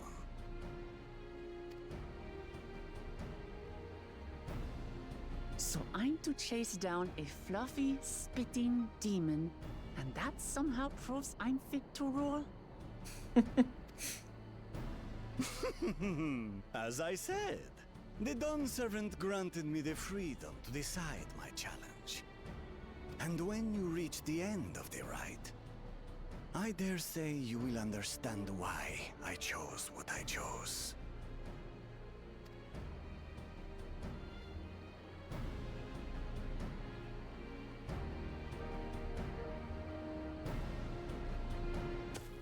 Very well.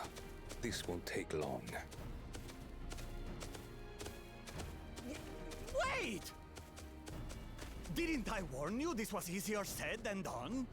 There are preparations to be made, factors to consider. A beast is a beast. All yield to strength.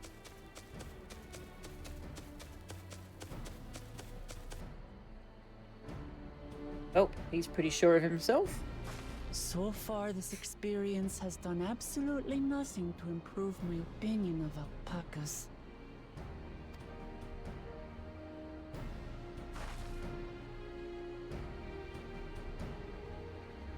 But that doesn't mean I can't do this. Revolting spit aside, they're just another animal.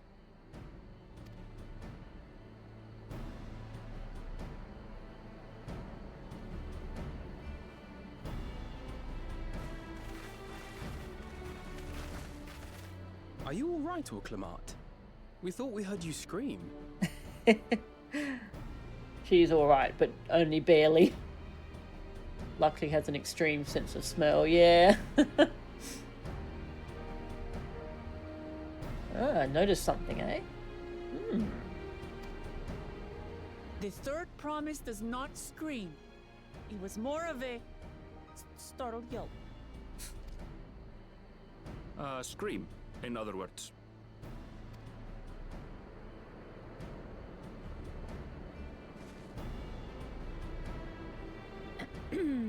Did you find the Elector? Little bit. Oh, we certainly did.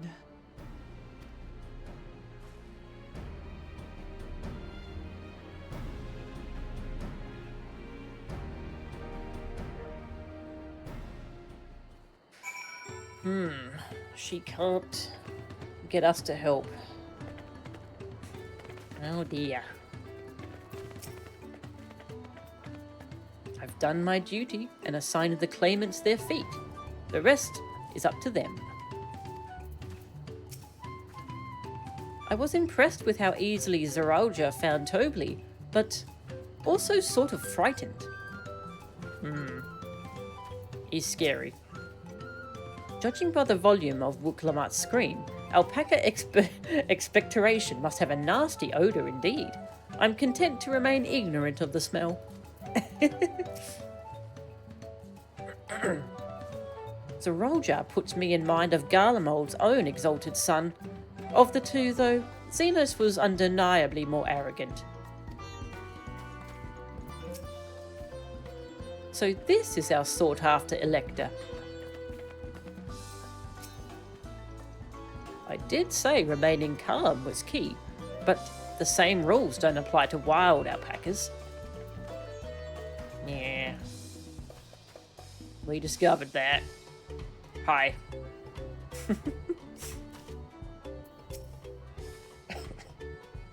I had to go and wash that nasty stuff off my face. I think I got all of it. But would you mind taking a sniff for me, just to make sure? The stench has ruined my sense of smell. Hey, I saw that look. That's a bit of a weird thing to ask of us.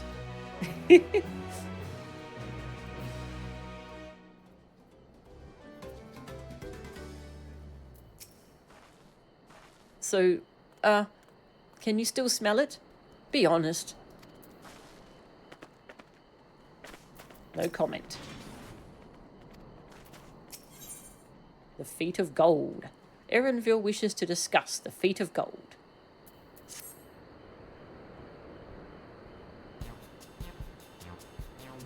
As Wuk Lamat helped demonstrate, the valley alpaca are wary of people. Getting close enough to catch one will not be an easy task. You might have warned me about that earlier. I have enough trouble with tame alpacas. How do you expect me to wrangle a wild one? With the proper saddle, we infuse the leather with a relaxing scent that soothes the spitting beast. Huh. Wonderful. Give me one of those then. Have you perhaps forgotten we are a clan of merchants? If you want a taming saddle, then you'll need to find a saddler and make them an offer. They don't come cheap, of course. Crafting a saddle will cost you the equivalent of 10 pel. In the thousands column. Oh, God. You mean 10,000 pel? I don't have that kind of coin. Converting to gil, that comes to around 1 million or so. Mayhap if we all pitch in... No, this is my feat to accomplish. I wouldn't feel right about having others pay the cost. I'll find the money. Somehow. Yeah, I could pay that, but no. It's her trial. In that case...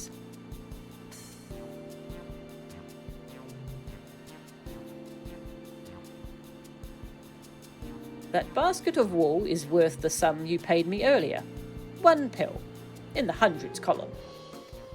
Beginning with the wool, you can trade for ever more valuable goods until you have something suitable to bargain with for the saddle.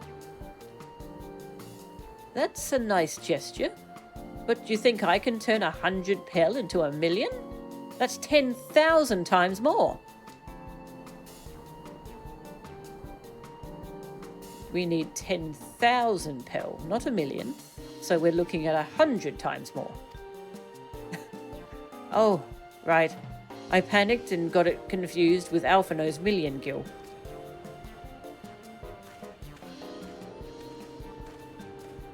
Math. I'm not so sure about this trading idea. You were almost talked into buying a cloak you didn't need mere moments after you arrived. But I just... I hate it when you're right. Then let me help you with your deal making. Oh, hello again. Mablu. I work here as a ranch hand, but I've also learned a lot about the peddler profession. It's alright if I aid them now, yes? I guided the claimants towards the first step of the feat, like you asked. As long as Wuk Lamat goes alone to capture her alpaca, she is free to accept assistance from whomsoever she likes. Hooray! Let's see about getting you that saddle then, third promise. I don't know why you made your offer, but I could use an ally with a beak for bargains. Welcome aboard, Mablu. Should the rest of us stay behind, perhaps? It may be easier to haggle over prices without so many voices chiming in. Yes, stay here and pitch in with the ranch work. With Mablu gone, I'll need extra hands to tend to the alpacas. Gladly. Although, Melchan, I think you should go with Wuk Lamat. You've seen markets and bazaars the world over, and surely have sage advice to share. Sure. You DM'd me something? Oh, thank you. I'll check it soon. In that case, you should also hold on to the alpaca wool. If it's misplaced or soiled in some way, you'll have nothing to bargain with. As if I'd do such a thing. But I'll leave the wool with Melchan anyway. The better to keep my hands free.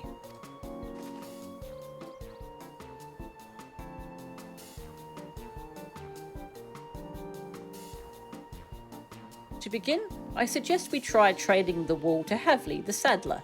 He won't agree to the deal, of course, but it'll give us an idea of how much he'll accept for his wares.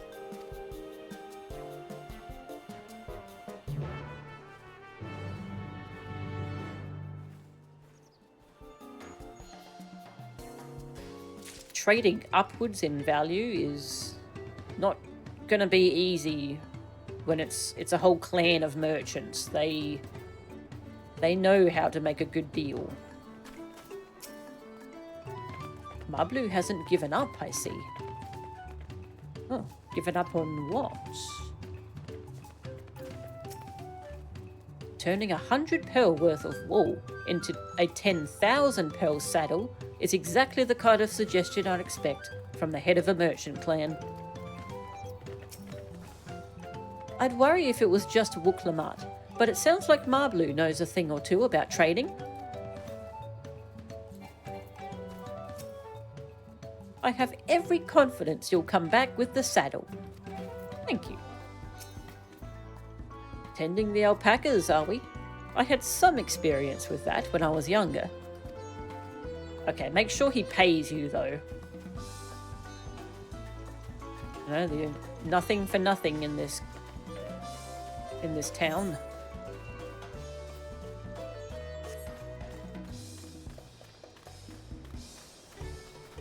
Right, I'll check my Discord.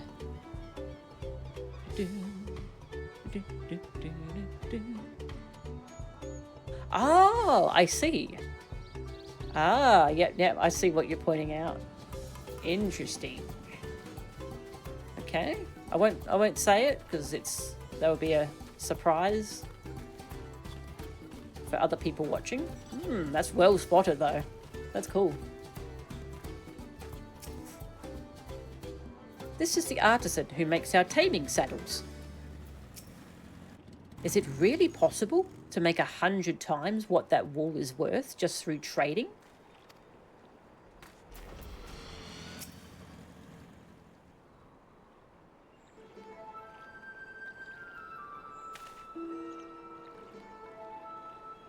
Hello. Something I can do for you? We've come to bargain. I need one of your special taming saddles to catch a wild alpaca. A saddle, is it? And how will you be paying for it? With this basket of fine alpaca wool.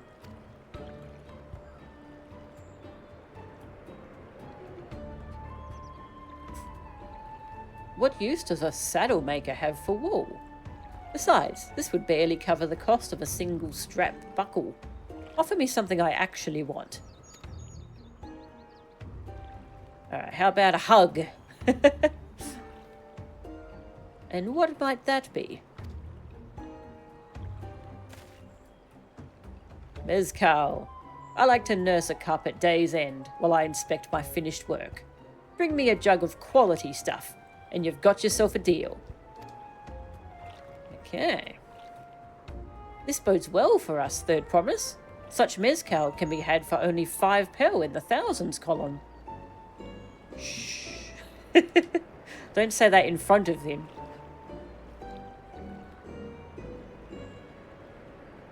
Hold on, hold on. Did you say third promise?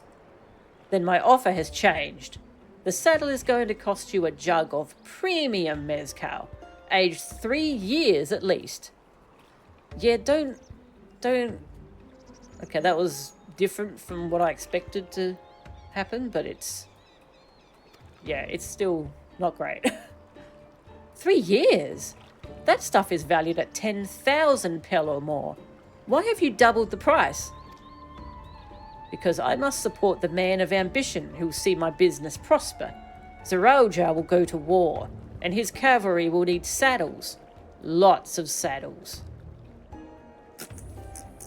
War merchant. Gross. It's nothing personal, third promise, but I won't sell you my craft for anything less than my asking price.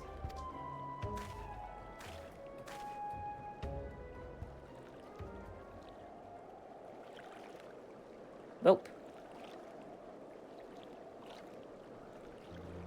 Unfortunate. Can't say that I blame him. I'm known for championing peace, and peace is unlikely to bring in more customers.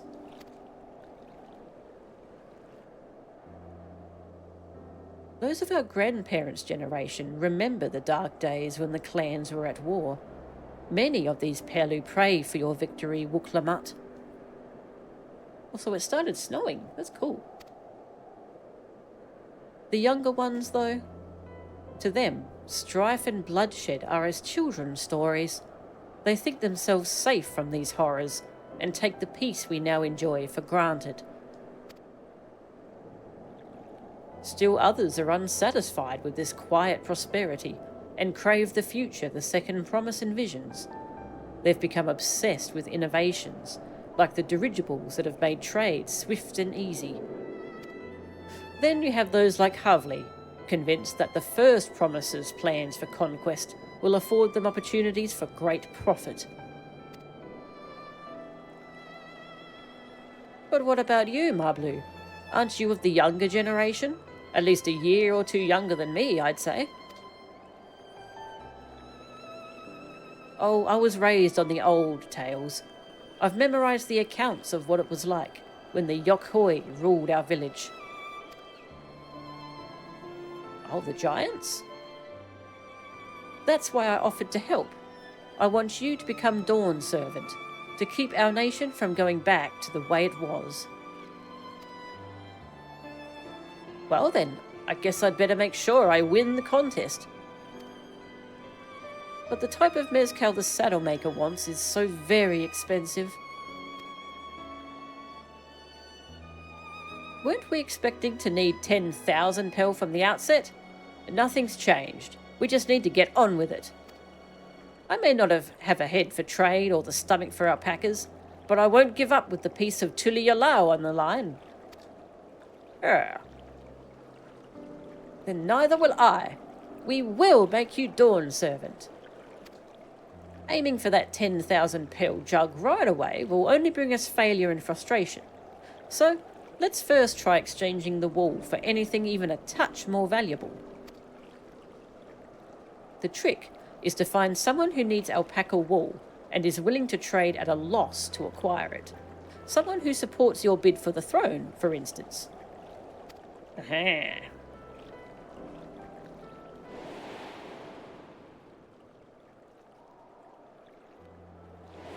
Like that guy.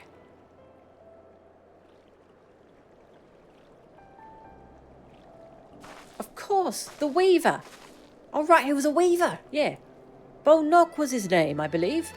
He went out of his way to say he agreed with my vision, and he was here to buy wool. I think I remember the direction he was going, but for now, let's head back to that road where we first met him.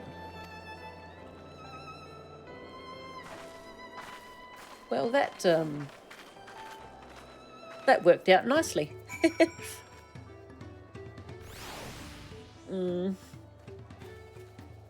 Yeah, no, I think you're right. Yeah, I think you're right with what you spotted. That was a good eye. Kawana will have all his time free to experiment and create. Yeah, that's a good point. Why does he want to be ruler, I wonder? You reminds me of Stefanivian, the machinist guy. Just wants to tinker and create stuff. He might have some other reason. As you can see, only the finest leather for my saddles. Okay. Back out to the road.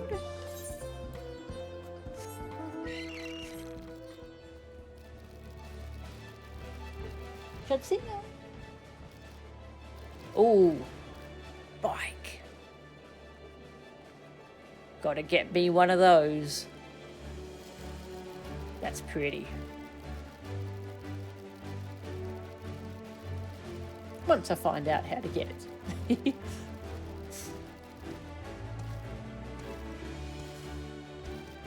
The bright yellow glove.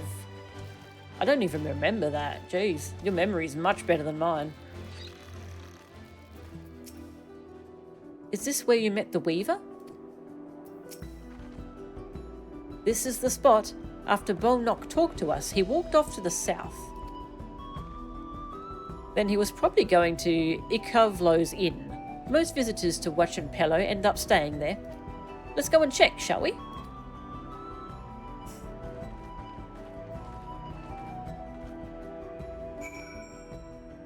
Okay, not sure how much more I should do today, because I do need to stop and feed the cats. Like this beautiful fluffy cat who's just sitting there waiting. Jadzia! Hello, babe. Oh, the baseball glove for the right hand. Ah, yep. Man, Ace Attorney's really good. Jadzia!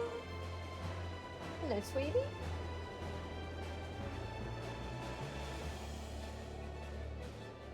Speaking of Jadzia, there was an episode like this in Deep Space Nine. It was a really good episode. Where they were two of the younger members of the crew were just trying to find a present. Yeah, they're trying to get like a vintage baseball card from the 20th century as a present for one of their fathers. And they ended up doing this huge like trade sequence. They ended up with a bunch of self-sealing stem bolts. What are we going to do with all these self-sealing stem bolts? And they had to trade that and and I think they ended up with like blood wine and it was a good episode. We meet again. But wait, weren't you all on your way to Wachenpello? I hope he's willing to offer us something wonderful in exchange. Can I have that basket, Melchan? Alpaca wool. A basket of standard quality wool you received from Tobli, worth 1 pel in the hundreds column. Okay?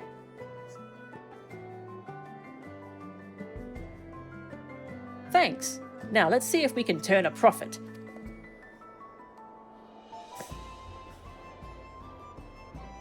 Bolnock, I'm glad we found you. Are you interested in making a trade? Third promise, you wish to do business with me? Might I ask what this is all about? She's doing a trial. Can you just give us a few million pel? I see. So the goal is to turn that basket of wool into a jug of 3-year-old premium mezcal? Then allow me to invest in your efforts.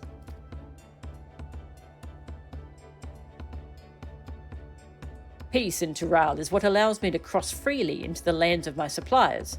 Naturally, I would prefer that one pledged to preserve that peace when thrown. Thus do I humbly offer you this wool poncho, a small token that I pray contributes to your victory. A wool poncho. Okay, thanks. Oh, that's fine craftsmanship. A garment like that would easily fetch 5 pel, in the hundreds column. That's very generous, Bolnog. Thank you.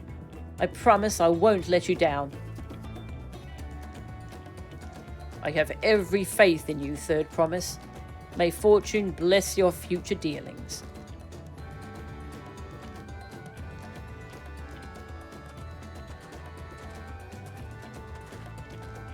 I can't believe you quintupled your investment with your first deal.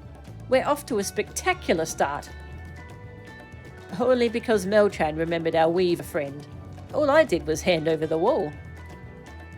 That's not true. The connections you build with people are vital. This is one of the most fundamental precepts of trading, one which you've instinctively mastered. You think so? I know so. Now, let's take our 500 pel poncho and trade it for something even more valuable. Here, Melchan, you take the poncho.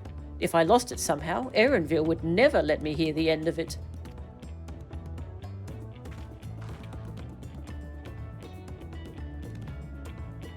All set. Our next deal is waiting to be found.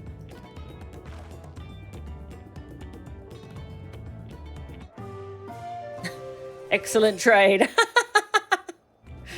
100 pel to 500. Success. You traded a 100 pel basket of alpaca wool for a 500 pel wool poncho. I can't believe they made a little UI for that. That's cute. That's basically one small favor from RuneScape. Ah, okay. The guy who needs it from won't do it unless Y from X happens. X wants Z, Z wants A, yeah. Ah, that's great. I like just silly trading sequences like that. It's good. We turned 100 pel into 500. I know it's only 5 times more, but it feels like it's 500 times more. What's our next stop going to be, though?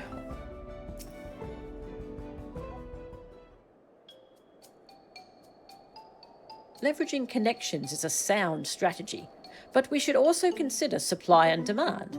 An individual in urgent need of a good poncho will offer more than a merchant simply looking to stock his shelves.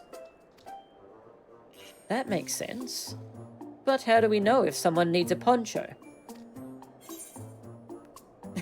They aren't wearing one? They have a fabulous sense of style. They aren't wearing one would be... I mean, it's cold. But they have a fabulous sense of style.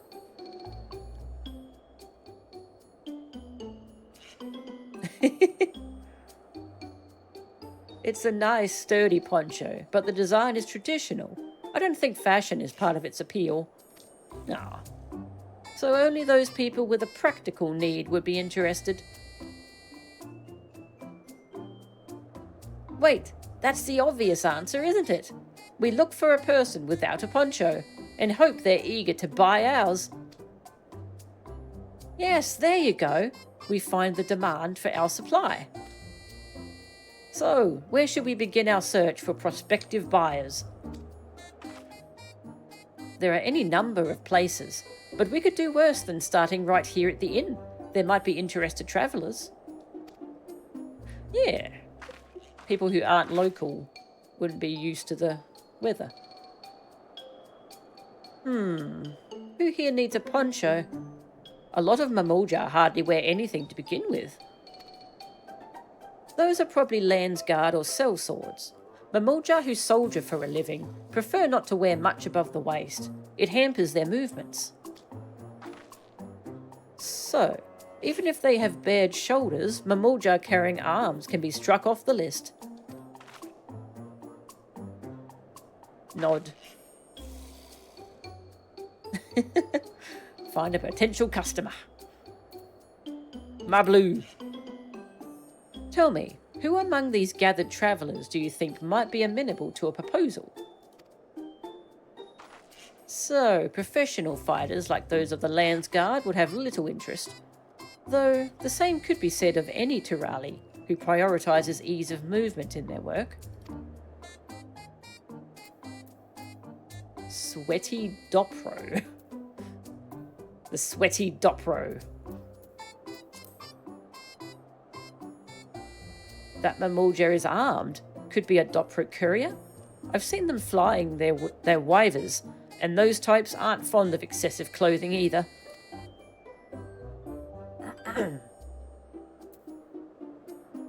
It's probably this one. We'll check the others first. This one's already fully dressed. An artisan or peddler, perhaps? Come to rest after visiting Wachinpelo, like Bolnok would be my guess. Hard-bitten Hubigo. That's a Lands Guard, probably dropped by the inn to take a break between patrols. Disconcerted Hubigo. Oh, one small favour is universally hated amongst the community. Ah, that's a shame. It must be a pain to do. Hey, sweetie, how you doing? Kitty.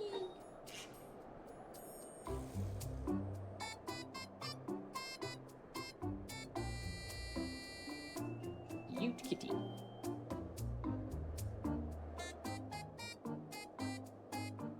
Let's see. No coat or cloak, but also no weapon. Oh, we might have a winner.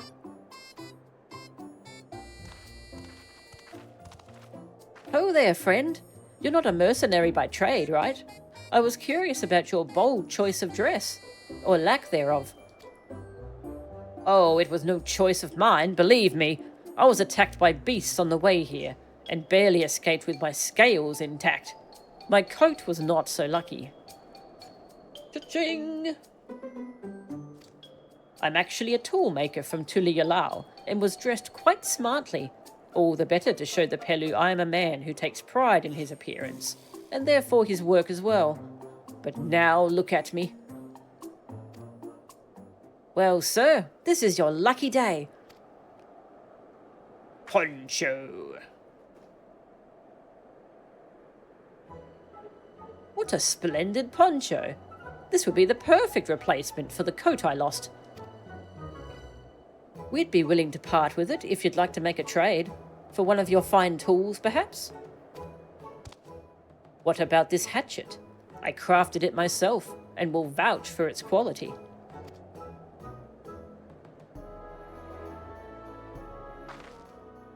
The blade looks sharp, the haft well made. I'd value it at 1 pearl in the thousands column. Woohoo!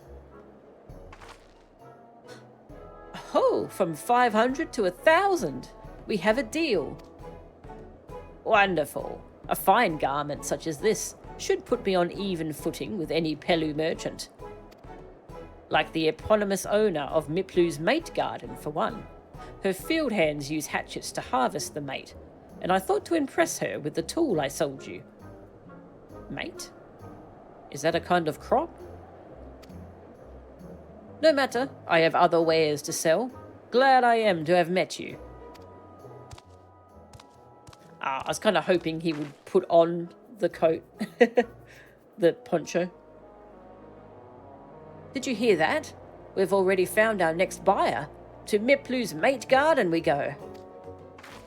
Yes, but it's a fair distance on foot. We should take our packers. Yes.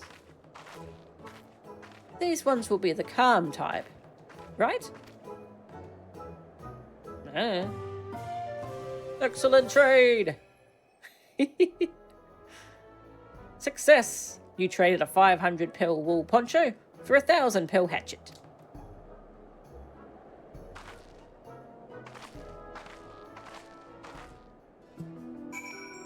Yeah, never say out loud how much something costs you. That's not a great idea. That is silly.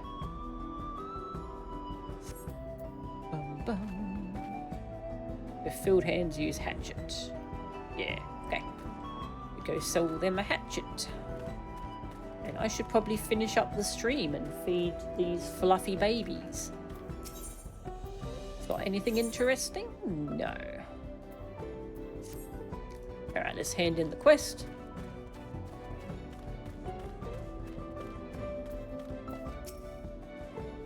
Here we go again. Riding alpacas. Well done, recognizing that toolmaker as a potential customer. If you have a mind to change professions, you'd make an excellent merchant. No thanks. We've been doing so well. Even Tobley would have to agree. Mablu's dream. Okay, I'm gonna get some backstory about Mablu.